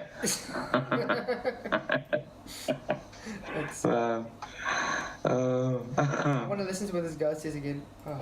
It will help us to go further and stay there longer. In addition to space biology, we'll be learning about how to make astronauts more effective in the Orion in the future. An example of that is something called the Callisto Technology Demonstration. Lockheed Martin built Callisto Technology Demonstration. Why do they have to name everything with such occultic names, guys? Like Callisto and Artemis and Helios and Titan. You know, it's really weird. Yeah, it is. I mean, you think you'd call something that flies, you know, something close to like nature, like a bird or of some sort, or you know what I mean, something aerodynamic or something like that. But yeah, you're right. It's always like a mythical god or something like that. Look at the CGI. He's so. Oh wow. That's why I say it's going to be interesting to see what CGI they're going to show when they're so-called going around the moon now and when they're going to be landing on the moon, apparently. If they're even going to get there. Maybe it's going to take another 50 years. Yeah.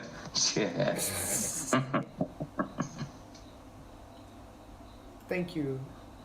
Yeah. Yes, it. And one of those technologies was the AstroRad experiment. Radiation is one of the challenges that we face AstroRad vest, going guys. further into this.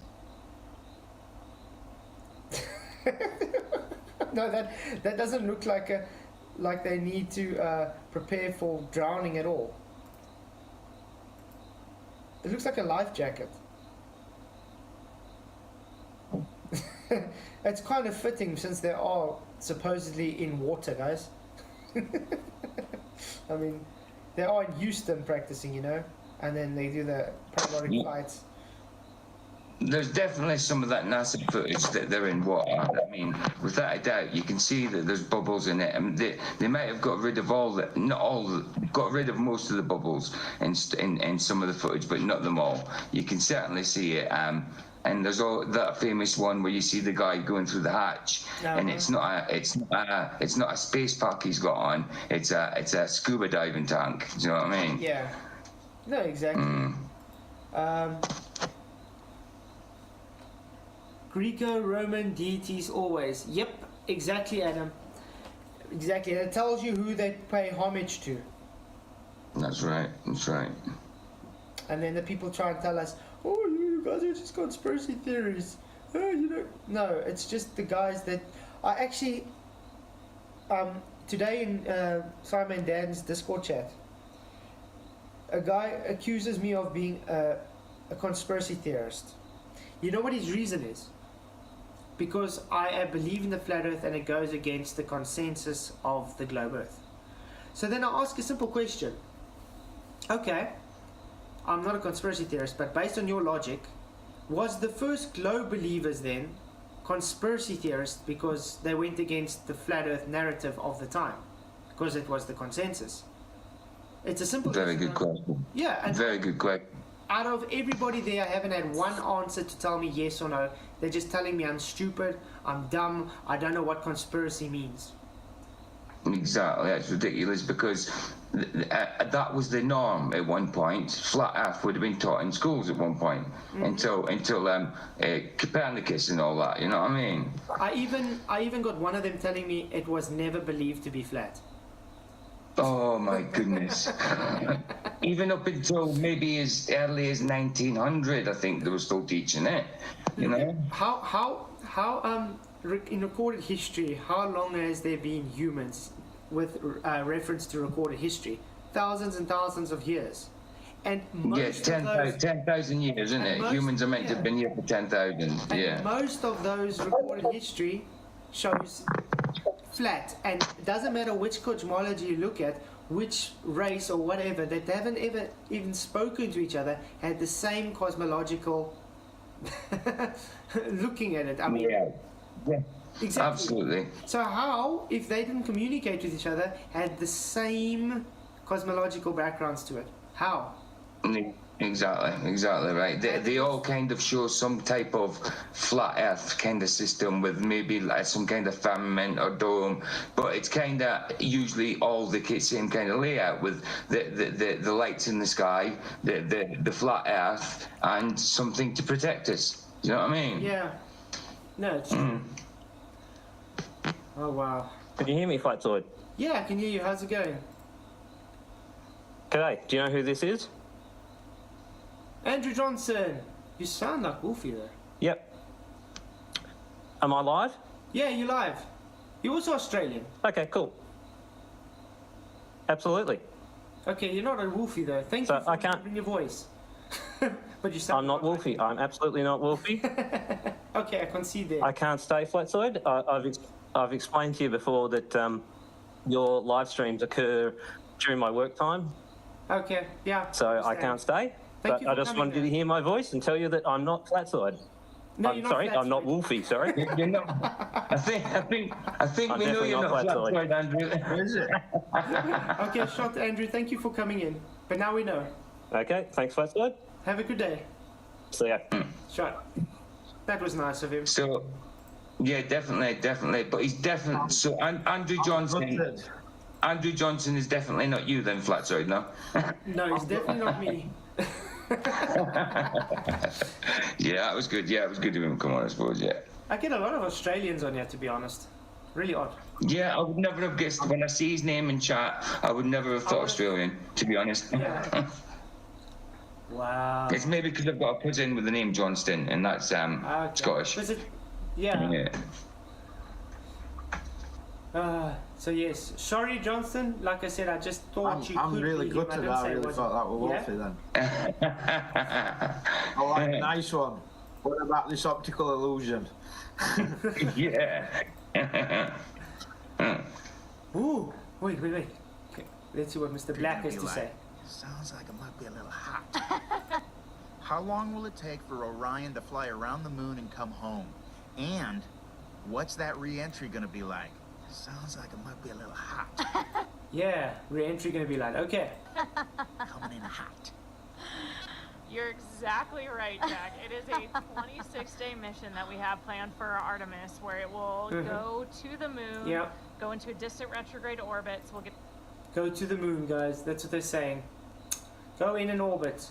But how do they get all this challenge? How do they? What does all this happen if it's in a space violation, a thermodynamic violation called space?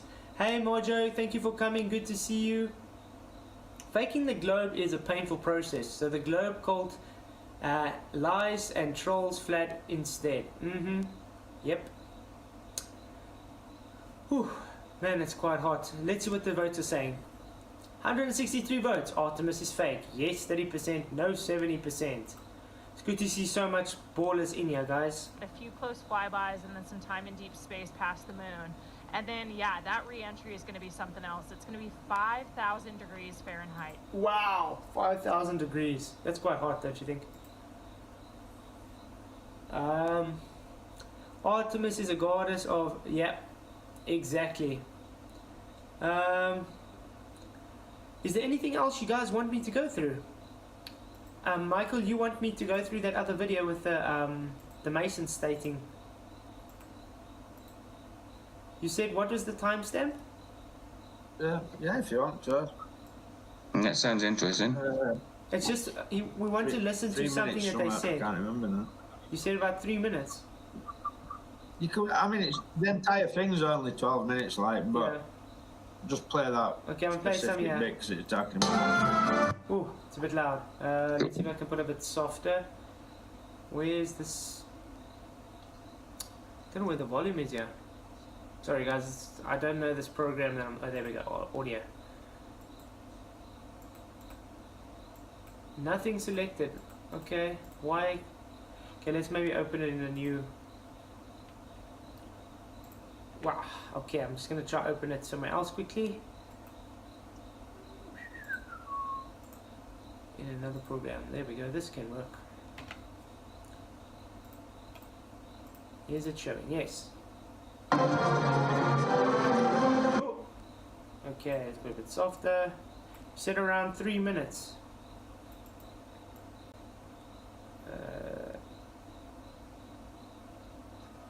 We'll start it there. Oh, this is a maquette. The real thing is bigger. Much bigger. Oh, you see the... America will produce a great many great Americans from many different walks of life and many different fields, and many will be Masons. Oh, really? Yeah. The Adamican, Artemis, named after the twin sister of Apollo, is known in the Greek mythology as the goddess of the moon and the hunt. Makes sense why they would call it Artemis then, eh? Sportsmen, actors, writers, soldiers, filmmakers, businessmen. Gillette, Ford, Chrysler, Tim Hudson, KFC, Wendy's. Quite big names here. Inventors. Ooh, inventors. I like this. The Hilton, the Book of the Mormon. Yeah, the boss for 20th century. Walt Disney, Metro Goldwyn. Astronauts. Oopsie. Astronauts are Masons, guys. Oh my word. Oh golly golly me. What have they just pushed out everybody here? No stress, Andrew. Thank you for coming just to say hi. Appreciate it. And now we know you're an actual person. Okay, so yeah, guys. Astronauts, Masons. What on earth is an astronaut? Yeah, what is an astronaut? No, they're not. Huh? I don't follow. Well, they're not on Earth, they're in space. In fact, Brother Buzz Aldrin was the second man to walk upon the surface of the moon. But Brother Buzz Aldrin, that means he's a Mason, guys. Does that not strike you as odd? That's the best thing I've heard this evening. What, that a Mason walked on the moon? Man on the moon. Amazing. But don't forget the musicians. Do not forget the musicians.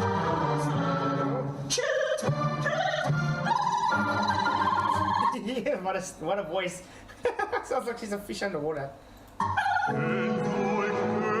Oh, it's freaky stuff. Guys, I'm going to send this. I'll mess up this link. Michael, should I put this link for everybody to go and watch? Because it is on Michael's channel. Michael, you didn't get any copyright strikes in this thing, did you? No.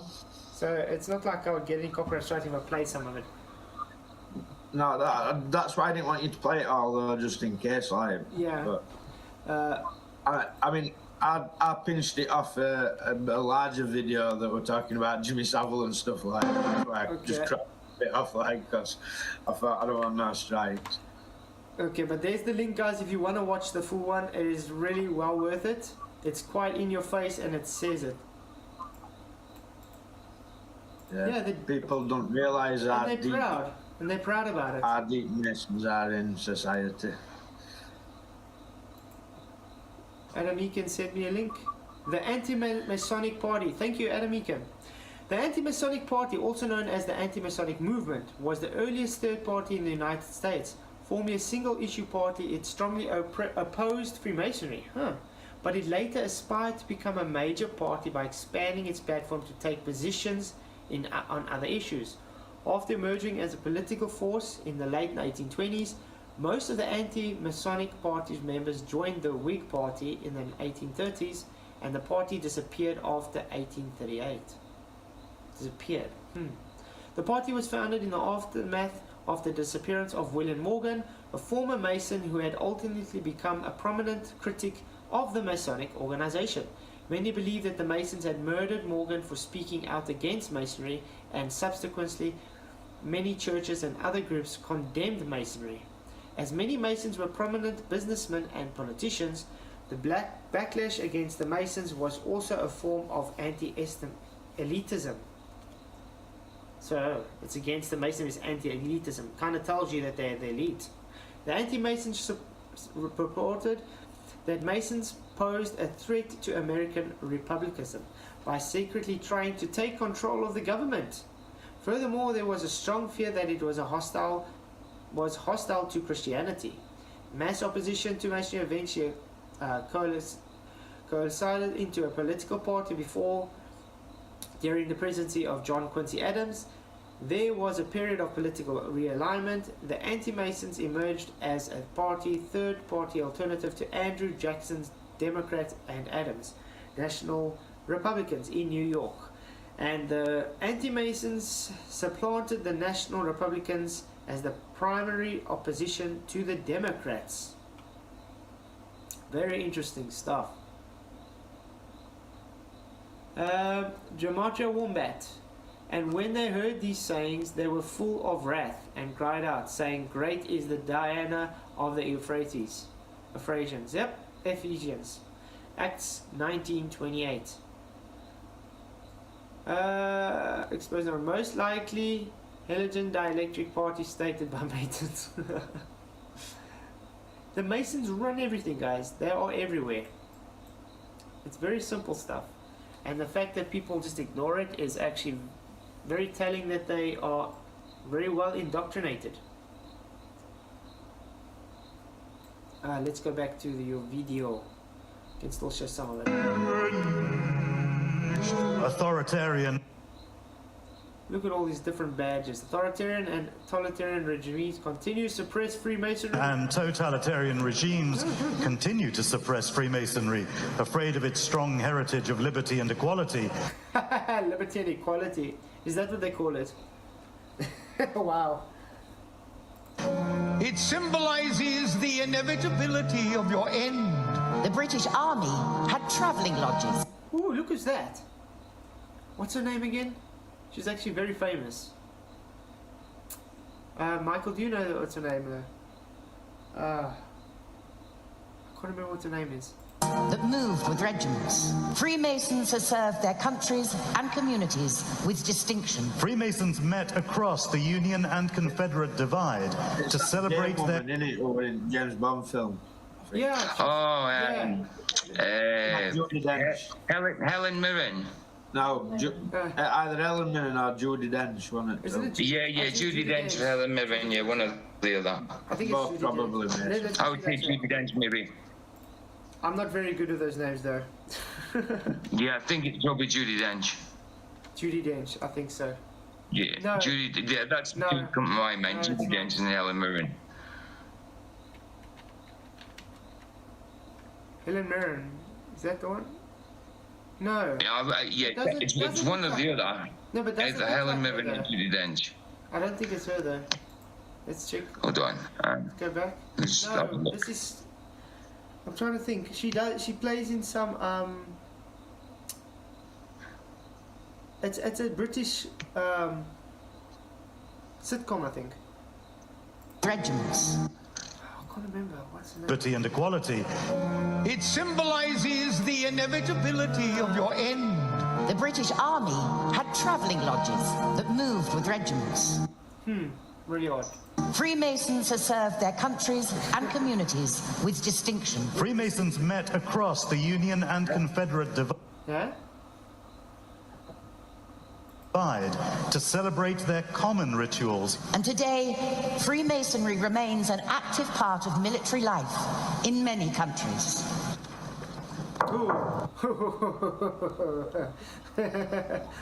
Hey, Nathan Oakley, Samantha Bond, is that it? Oh yeah, it was the one Bond chick. Nathan's right. My mum says yeah. Nathan's right. Thank you, Nathan. Welcome. Yeah, I was thinking of the complete wrong person. I was thinking like Michael, Judi Dench, or Helen Mirren. I couldn't see picture because it lag. No, either could I could only hear it. So I was trying to work out through the sound. There we go, Samantha Bond. There we go. Yeah. Cool. We know now. Nice one, Nathan. Excellent. Samantha Bond is her name.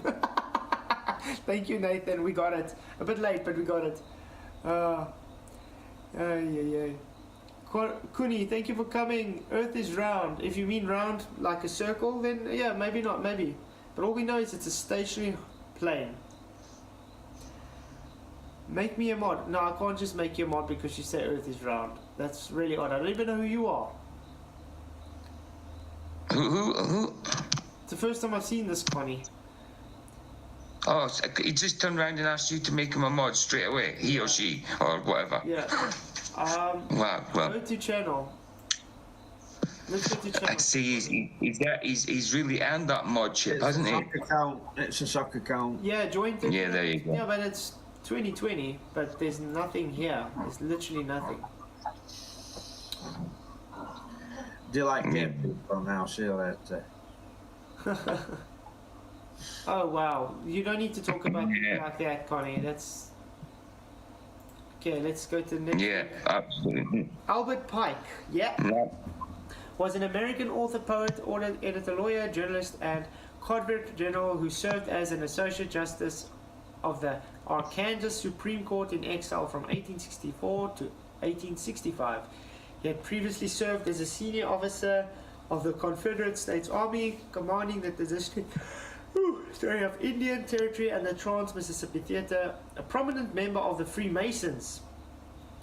Yeah, the Freemasons are everywhere, guys, and that's when they get into power, is if they become Freemasons. That's why a lot of them get caught in the Freemasonry, because then they get, then they know their heads are through to be able to do well, to be successful. Albert Pike's got a book, I can't remember what it's called, Adam will probably know, but it's really worth reading. Focus on his predictions and proposes. Okay, let's do that again. Let's see what he did. Early life and education, career, poetry, Freemasonry. Pike first joined the Fraternal Independent Order of Oddfellows in 1840. He next joined the Masonic Lodge, where he became extremely active in the affairs of the organization. In 1859, he was elected Sovereign Grand Commander of the Scottish Rites Southern Jurisdiction. He remained Sovereign Grand Commander for the rest of his life, devoting a large amount of his time developing the rituals of the order. He published a book called Morals and Dogma of the Ancient and Accepted Scottish Rite Freemasonry in 1871. The first and seventh editions... That's the book I was on about, Flatzoids, okay, Morals and Dogma. Okay. Yeah. Well worth reading. American Civil War, Death and Legacy, Later Life, Controversies. In the afterlife of the Civil War, the former convict found himself barred from the ballot box. Pike remained deeply opposed to black suffrage, insisting that the white race and other race alone shall govern this country. It's only one that is fit to govern, and is the only one that it shall. Ooh. Okay, selected works.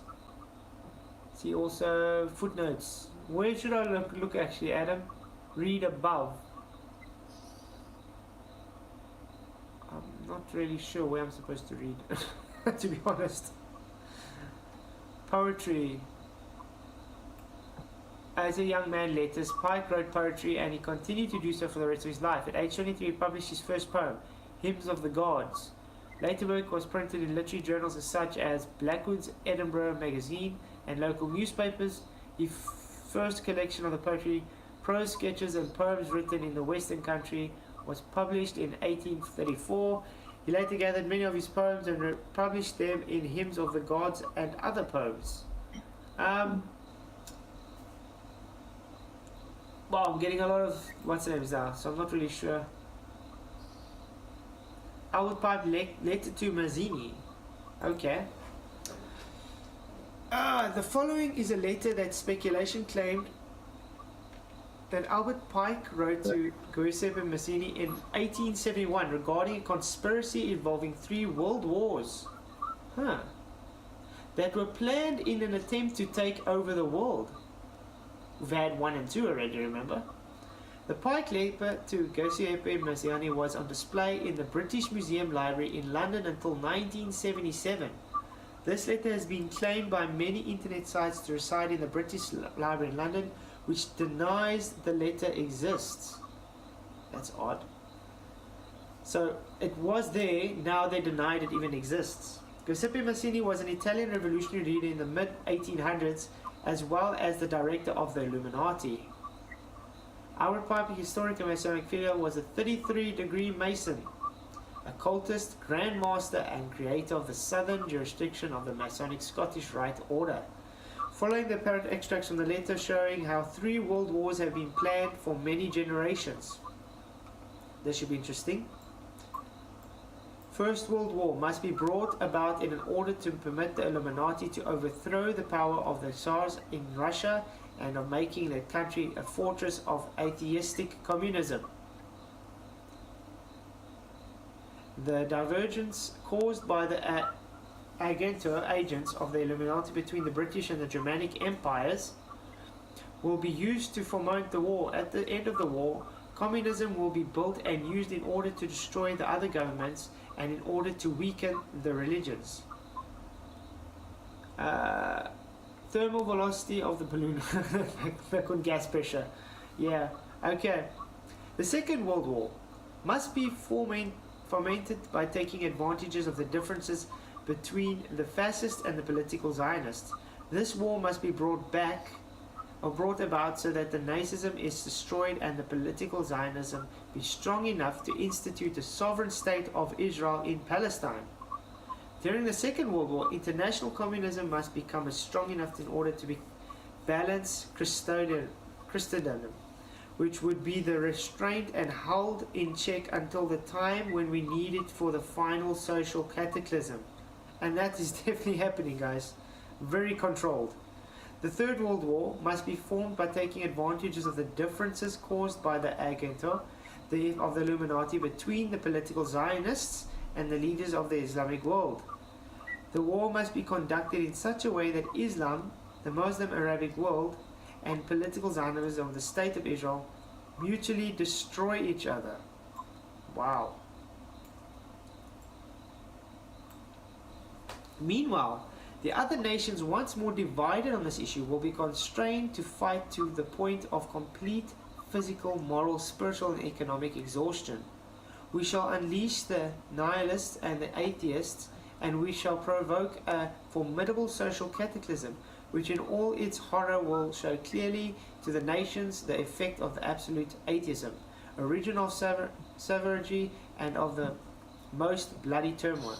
Then everywhere the citizens obliged to defend themselves against the world minority of the revolutionaries will exterminate those destroyers of civilization, and the multitude disillusioned with Christianity, whose deistic spirits will form the moment we be without compass or direction, anxious for an ideal but without knowing where to render its adoration, will receive the true light through the universal manifestation of the pure doctrine of Lucifer, brought fully out in the public view. Thank you, Michael, for this. This is brilliant. This is just setting it straight as it is. This manifestation will result in a general reactionary movement which will follow the destruction of Christianity and atheism, both conquered and exterminated at the same time. Wow. That is some hectic stuff. And then they say the Masons do not run this world. No, it's not scripted at all. Nah. This is just by coincidence, but it was written in 1871.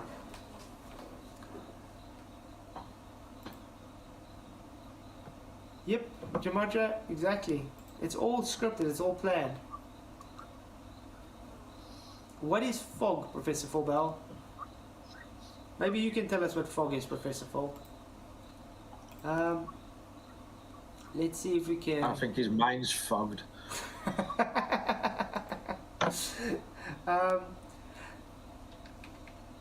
Let's see if there's an Artemis update.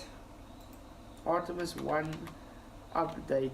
See if they've got some kind of new fakeness for us.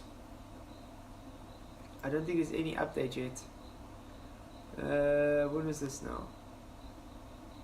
Wait, no, but it should be on live.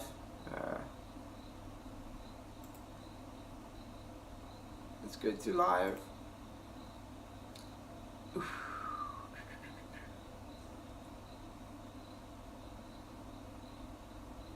Oh, guys, just talking about Artemis. This is the tracker. This is how far it apparently is, guys. Whoa! Don't do that. Why do that? 4,458 miles per hour. That's the velocity. Distance from Earth, 78,428 miles. Distance to the moon, 193,420 miles. Are they even going to show Orion's belt on here, guys? Like the Van Allen radiation belt. I don't see them actually showing it. It's like they're not even referencing it anymore. Maybe they're too embarrassed about it. Subscribers only mode. Okay, I'm going to subscribe just so I can tell them it's fake. Only channel subscribers can send messages, but I'm subscribed. Come on, maybe I bet you last 2 minutes in there saying stuff like that. they're probably gonna block me if I do that. Oh, there we go. Found the CGI to be fake. These guys are gonna get so triggered now. Let's see what they're gonna say. Keep the chat safe and fun environment for all chat and ask questions. No spam, no bullying, racism, or flat earth talk. No, that's not against. That's not against any kind of faction at all. I mean, that's not bigotry, is it? No, the CGI is very real.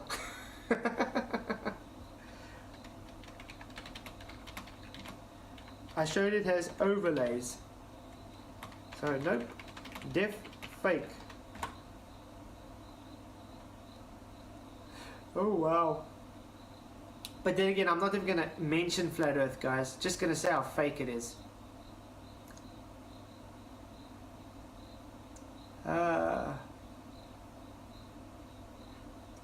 You guys want me to try and do some kind of a mode? Okay, no, it's like 20 to 11. Definitely gonna do that right now.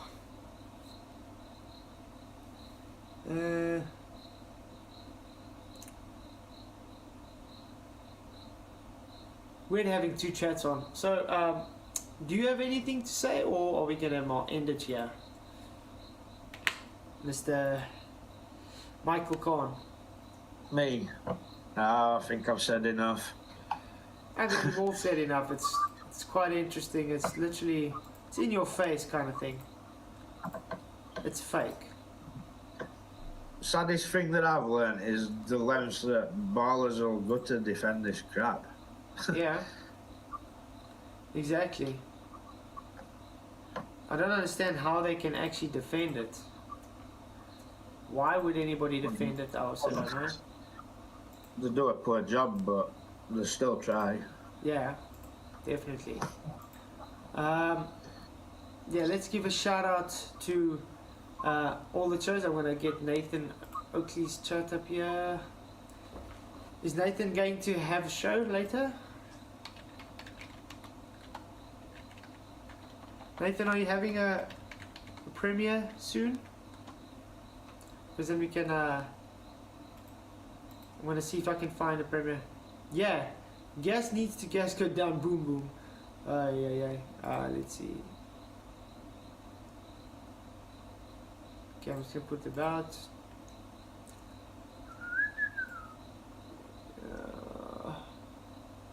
Where is your... Okay, anyway. Here's Nathan Oakley's channel, guys. If you want to support him, do go and support Nathan Oakley. He'll probably have a premiere later on tonight because he has a premiere practically every single night. I want to put the members on. I can do my members now. YouTube Studio. I can show my members on there now. Monetization. No, it's customization.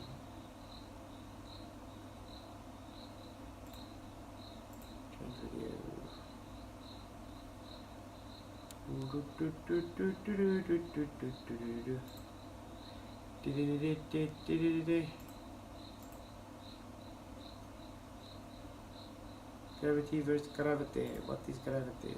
Publish. If he is 24/7, yep. If he is 24/7. Sorry, I'm just trying to look where I can quickly put the members on. How does one do that? Membership levels, I think. No. See your members. Again, thank you all for being members of the show.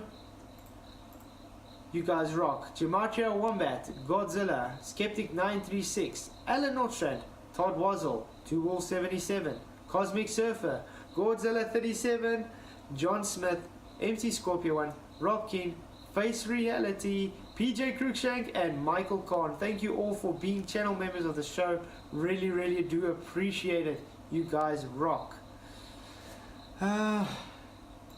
It's good to see you guys all here. I'm just trying to figure out how I can show it on my...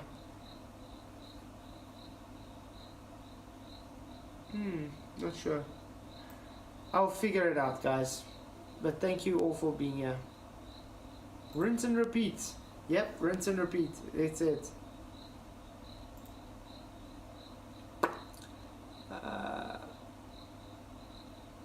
Yay, good that you're putting new fans.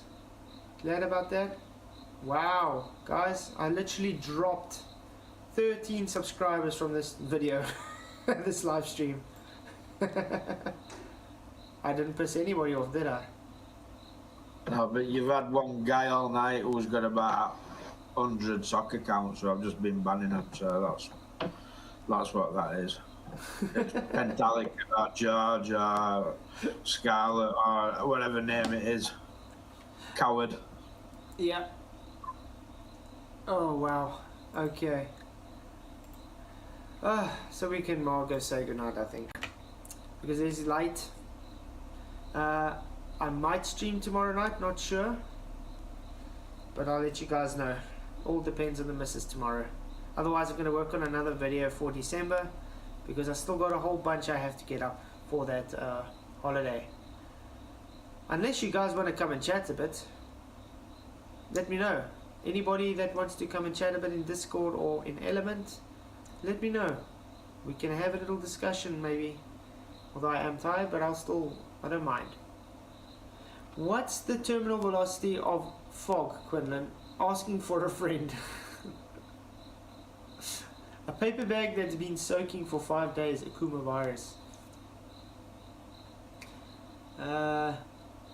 If you discuss the Masons, it's gonna happen. It's true, Adam. I think they're trying to get me to 33.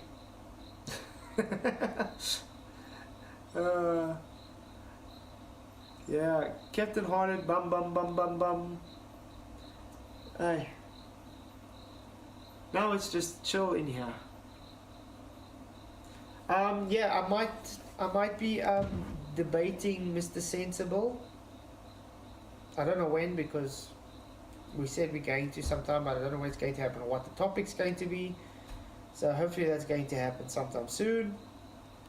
By the way, anybody that's here, if you do want to have debates, you're more than welcome to come on the channel and have debates. I'm happy to set it up for you guys, and I am definitely not a biased moderator. Definitely not like what we have seen when we go on the Globe channels. Yeah, very sad things to see. They say they are very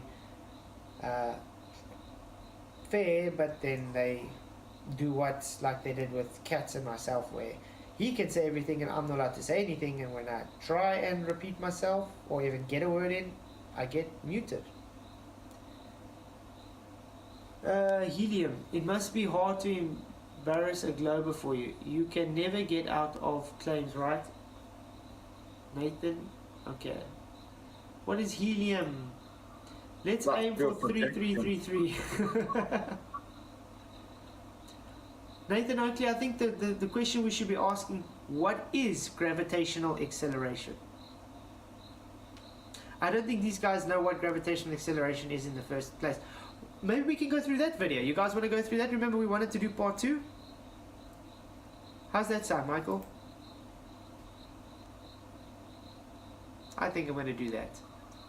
Sorry, yeah, I'm going to have to get off shortly, like, but no stress. You know, 15 minutes or so. No stress. I think we were in 11:11.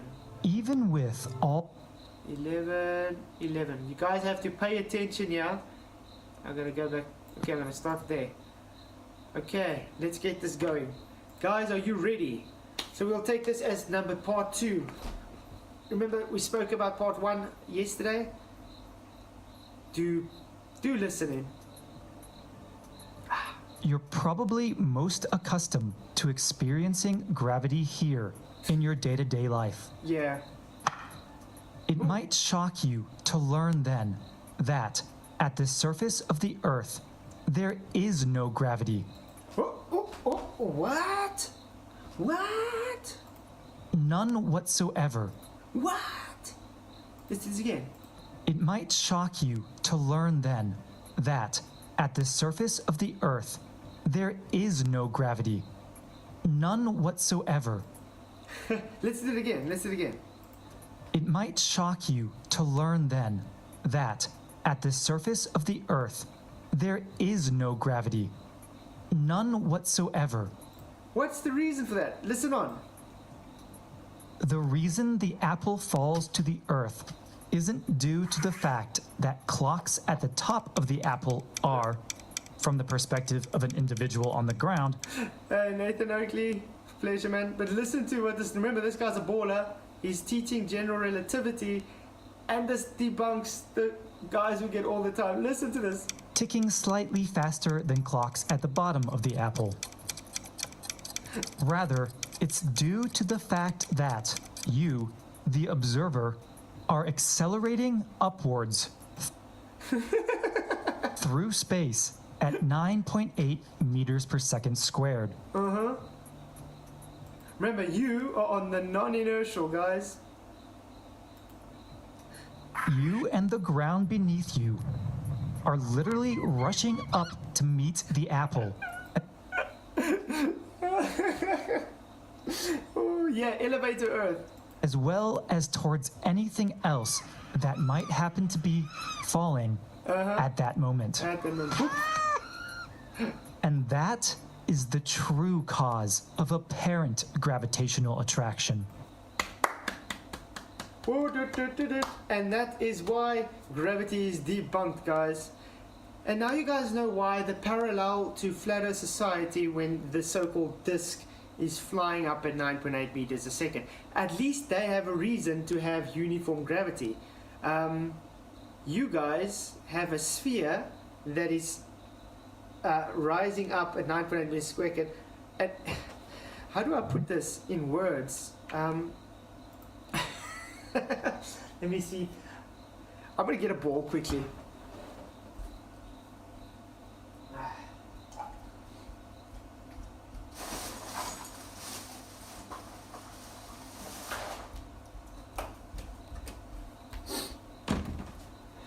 Let's take that as your globe.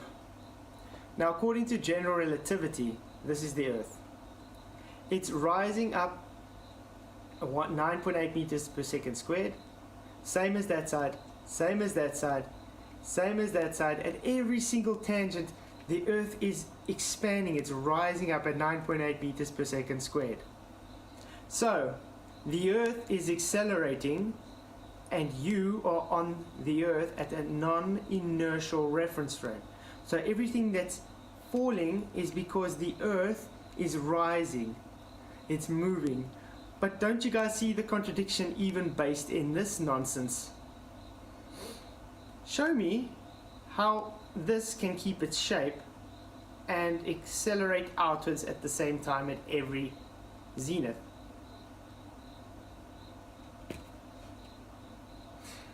Yeah, let's go on. The fact that you're accelerating when you believed yourself to be stationary. Yeah, when you believed yourself to be stationary, guys. Time dilation is a relative phenomenon. Gravity, as in real space-time curvature gravity, is not. You just heard it, guys. Listen. Time dilation is a relative phenomenon. Gravity, as in real space-time curvature gravity, is not. Gravity, as in real space-time turn gravity, is not. Curvature of space-time is not real, guys. Thank you very much. The fact that clocks tick faster at higher elevations is certainly true for David Lee, are you saying this guy is wrong? That's interesting. Observers. You do know he's a glober teaching you guys about general relativity. Yeah. Who are observing those clocks while on the ground accelerating. However, if we transform into the inertial frame of the free-falling apple, yeah, the free-falling apple, butane, puddles, lumpy butane, that doesn't sound right. Excellent rebuttal. Clocks at both its top and bottom will be ticking at exactly the same rate. Because it's so-called free-falling. You know, like the so-called guys in the ISS is supposed to be free-falling around Earth? Yeah.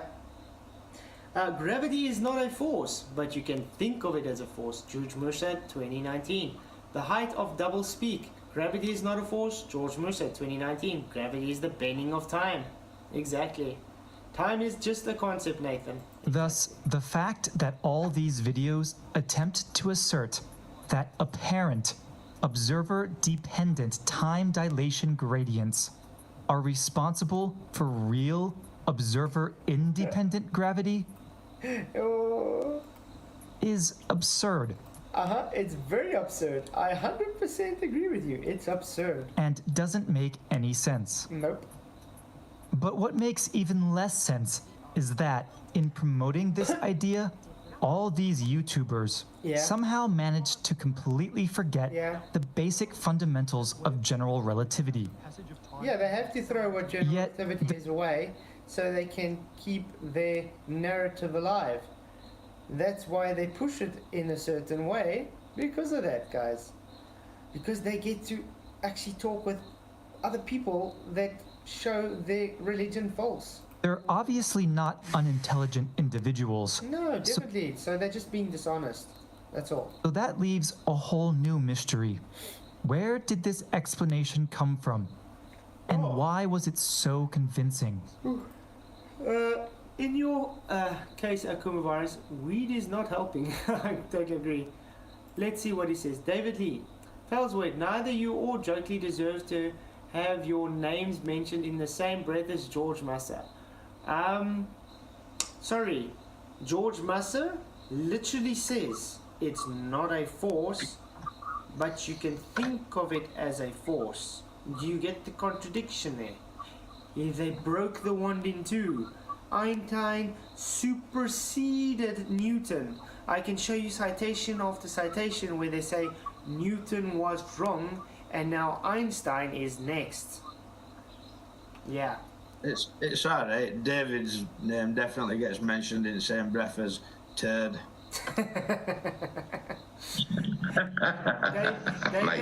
David, you can be more than...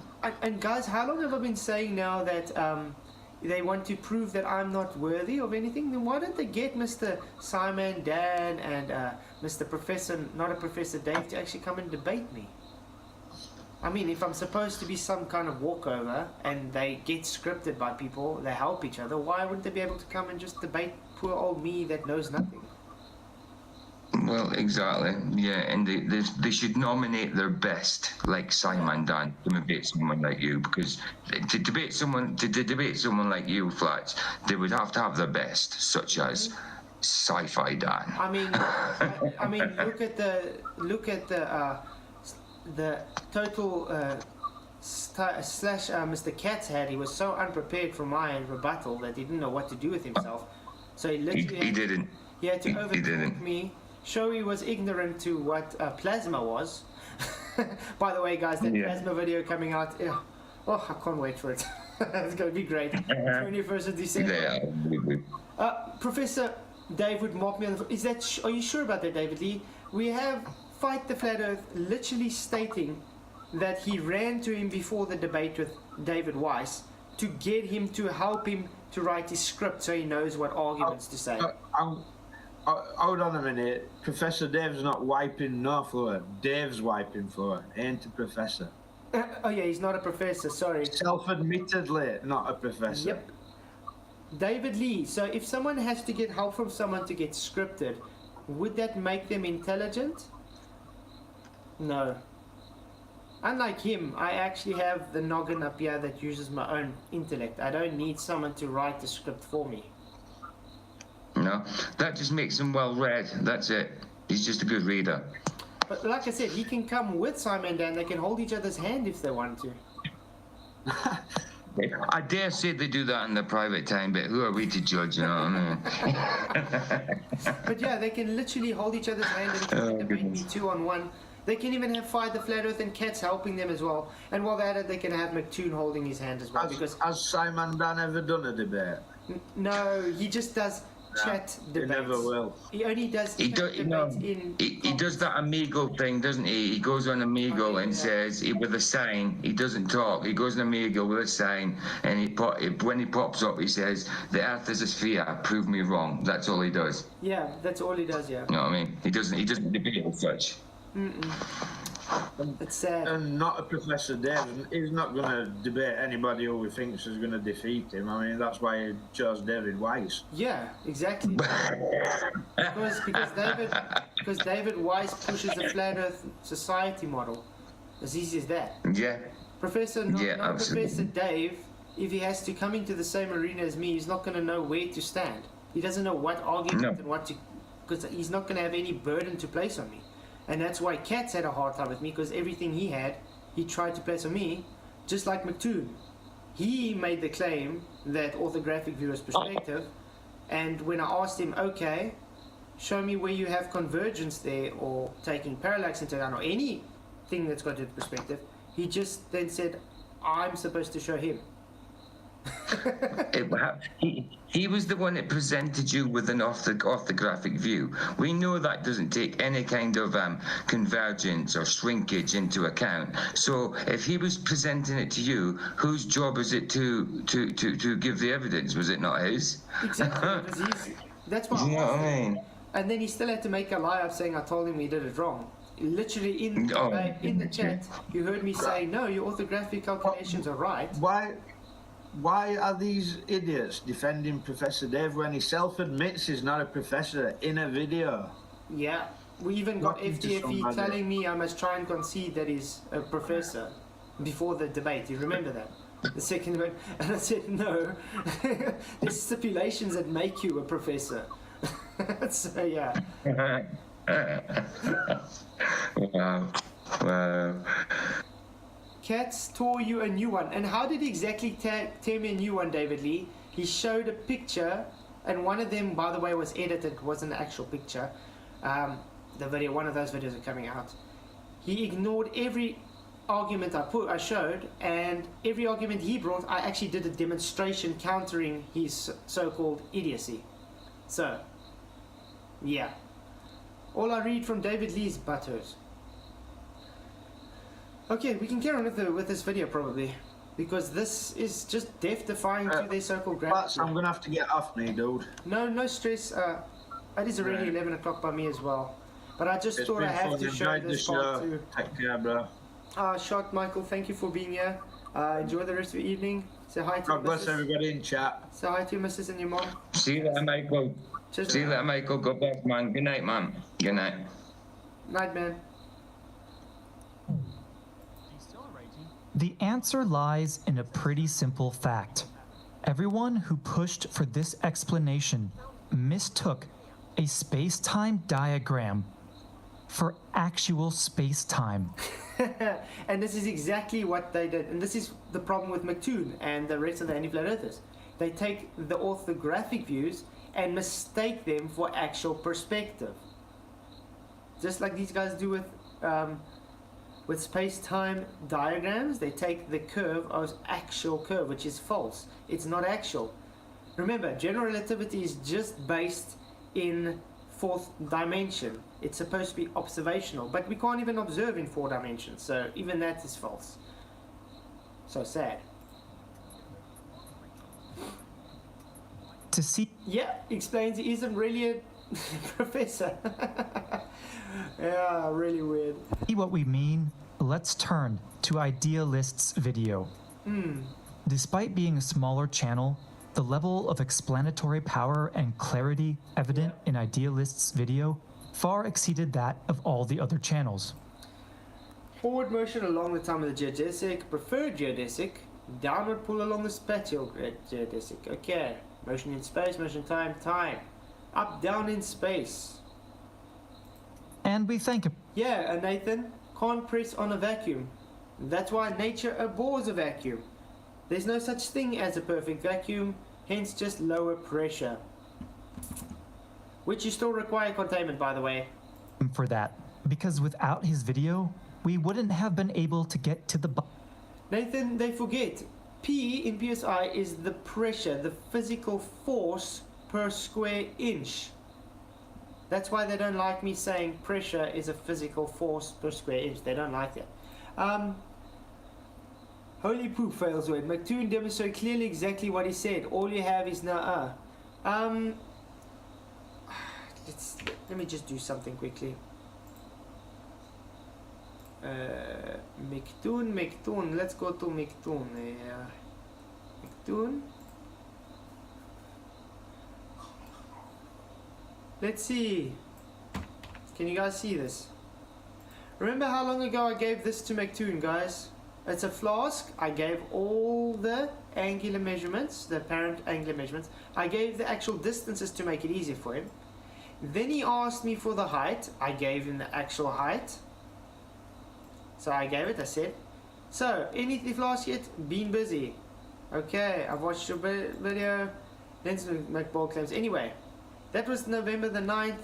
The last time he answered was November the 7th. It is now the 16th of November. He still has not been able to give me the calculation of the flask, guys.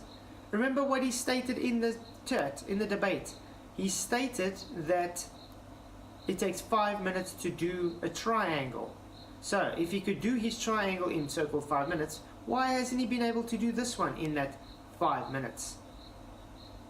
Because I got the measurements with photo sitting on my phone just waiting for him to actually do this. So showing the guy doesn't actually know what the hell he's talking about. he goes and back engineers things, hence, you know, his trailer thing. He literally measured it and then back engineered it to work out his triangle. That's how he got it. This he cannot do.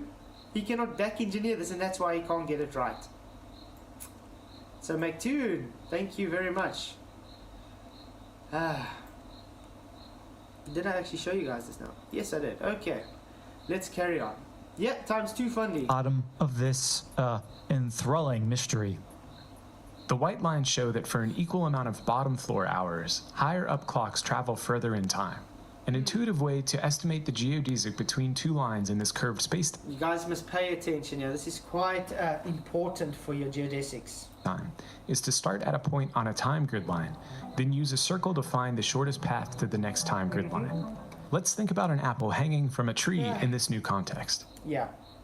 Notice the spacings, guys. Notice the spacings. Come on. It will follow its geodesic through space-time, its shortest path, which just so happens to coincide with the apple falling towards the center of the Earth in space. As you can see, Idealist notes that at Nathan Oakley, 98, P in PSI is pounds, not pressure. The pounds is pressure per square.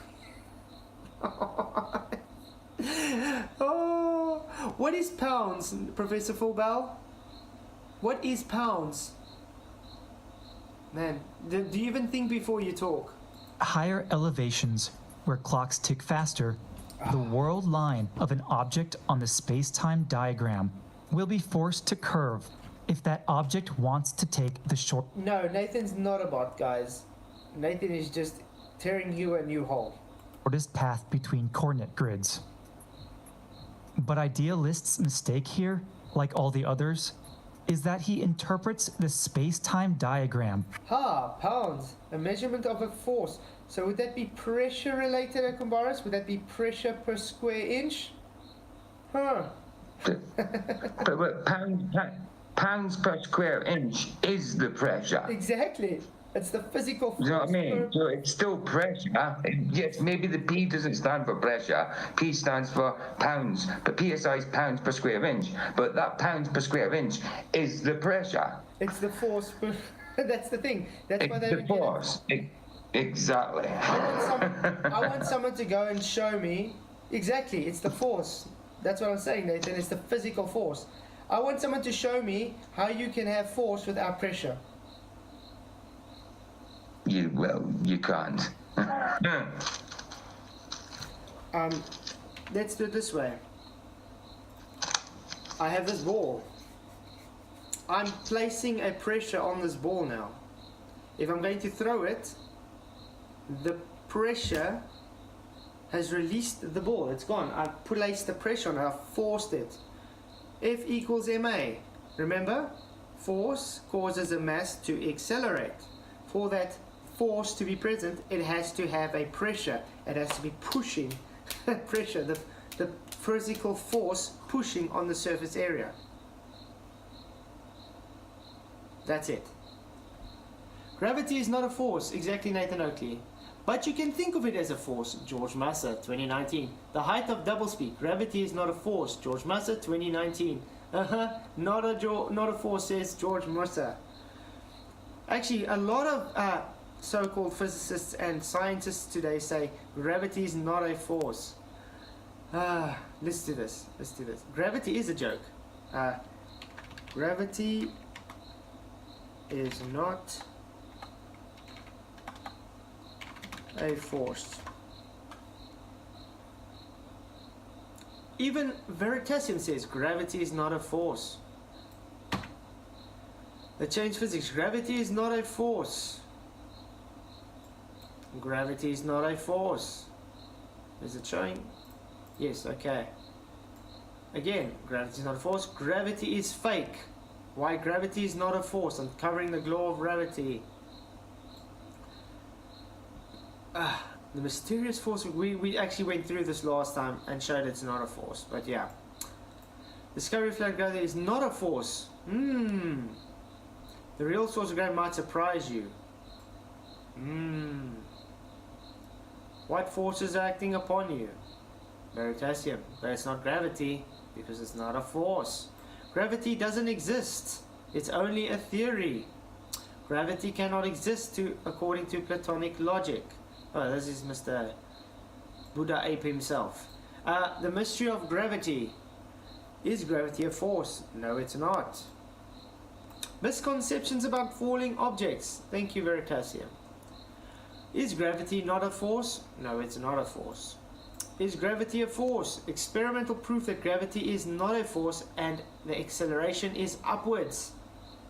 Oh, guys. Yeah. Is gravity an illusion? Yes, according to general relativity, it is an illusion. Oh, there we go. It's art. Yeah, it's art. We will prove that gravity doesn't exist in 10 minutes. We know the famous story, Isaac Newton. That's quite interesting. We should keep that for a fellow. For the what? This is what I wanted to show today, guys. Explain this from Dirty Garage Guy. So that's probably going to be moved over to tomorrow night, if I'm going to do tomorrow night. Because that's what I wanted to do tonight, then I changed to Artemis. Eric van der Linde, gravity doesn't exist. Thank you, Verlinda. What is gravity? Gravity is the illusion of force by the curved dimension. So it's just the illusion of force, it's not actual force.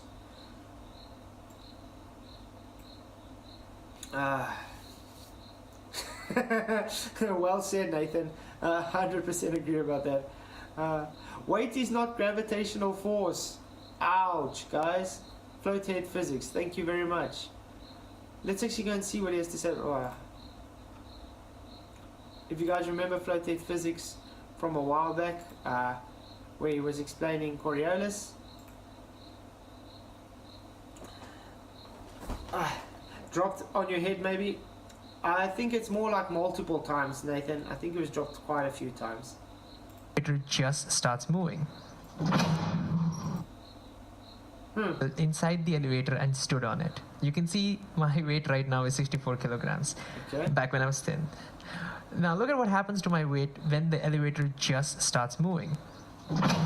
Whoa. What's going to happen, guys? Is he getting heavier now? Do you see that? It changed. My weight increased momentarily. You know why? Because it's the pressure, guys. It's the pressure by him. He's pressing down on it. It's not gravity as a force. It's him pressing on it. Gravity is a fundamental interaction which causes mutual attraction between all things with mass and energy. Kind of sounds like a bold claim though, and no, it's not. This confused me thoroughly because I was taught that weight is the same thing as gravity. Gravity is not changing, so how can we... And this is what we get about gravity equals weight. It's not. Oh, wow. Weight change. Well, this is a big lie. Weight is not the same thing as gravity. Thank you. Because they take the word gravitas, which means weight in the old Latin word, and then they'd say, oh, see, it means weight. But that's just ignorance. In fact, you can have weight without gravity. You can be weightless even with gravity. Thank you. So it's density then. Relative density disequilibrium. Pressure mediation. Woo. So if weight is not the same thing as gravity, what exactly is weight?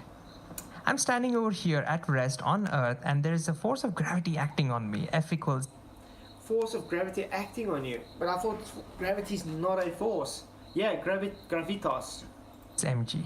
Now if I plug in what my mass was back then when I was thin, which was 64 kilograms, and g is 10 meters per second squared, then the gravitational force acting on me happens to be 640 newtons. Yeah, hectic. 640 newtons. But that's not weight. That's what I'm trying to explain over here. Yeah, it's not weight. But they see this because it says newtons, they think it means weight. Then what exactly is weight? Well, let's think from first principle. I know... Professor Bell, he was pressing down on the scale before the elevator started moving. Wow, the excuses. The excuses. No, weight is whatever my weighing scale is measuring. So what exactly is the weighing scale measuring? Weighing scale measures how much I am pressing on it. So that pressure. Huh. How much I'm pressing on it means that pressure, guys. That is our weight. So weight represents the force I am putting on the weighing scale, how much I am pressing on the weighing scale. Yes, so pressure. But from Newton's third law, that is exactly the same as the force that the weighing scale is pushing up on me with. And so that is what weight is.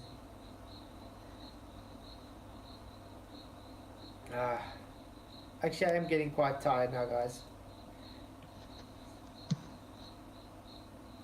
Very simple stuff. It's not gravity force, guys. Not gravity force. Thank you, Floated Physics, for that. While it's buffering. If you guys haven't already, please just hit that like button and share the show. Yeah, and you guys, the anti-flat earthers, you can hit the dislike button. It doesn't matter. It's all for engagement purposes. This is like watching a couple of 4-year-olds watch. What? Can you even set up a coherent sentence? This is like watching a couple of 4-year-olds watch a video. Then why are you here, David Lee? You've been in here for quite a while. What does that make you then? Okay guys, I'm not going to be able to buffer this finish now because it's starting to buff the whole time. So yeah, I think it's going to be all for tonight. I think we've made the point. Artemis is very fake. We could probably go on showing more fake stuff, but yeah, and gravity also, it's not a force, guys, so get with it. You heard it through yourself. There's no gravity on Earth's surface. Doesn't exist. Definitely not. But pressure is a force. Exactly. It's the physical force on an area. Absolutely. Absolutely. That's why when a tire explodes, it pushes you away. When you have someone spraying something at you with gas pressure, it shoots away. It's simple. Exactly. What happens when there's an explosion? The pressure pushes you away because pressure is a physical force. Exactly, and people. The old one is if you ask him to give a diagram of pressure without containment, they'll say, well, if I get a fan and blow it towards you, then that's creating a pressure force, isn't it? Like, yes, but it's already in a contained unit. You know what I mean? It's already contained. The system. You know what I mean? So if it wasn't for that containment, you would not feel that fan blowing. Do you know what I mean? Yep, exactly. It's very simple stuff. Yeah. I don't know how they don't get this. Yeah, I think some of them do. They just like playing the go, don't they? Probably.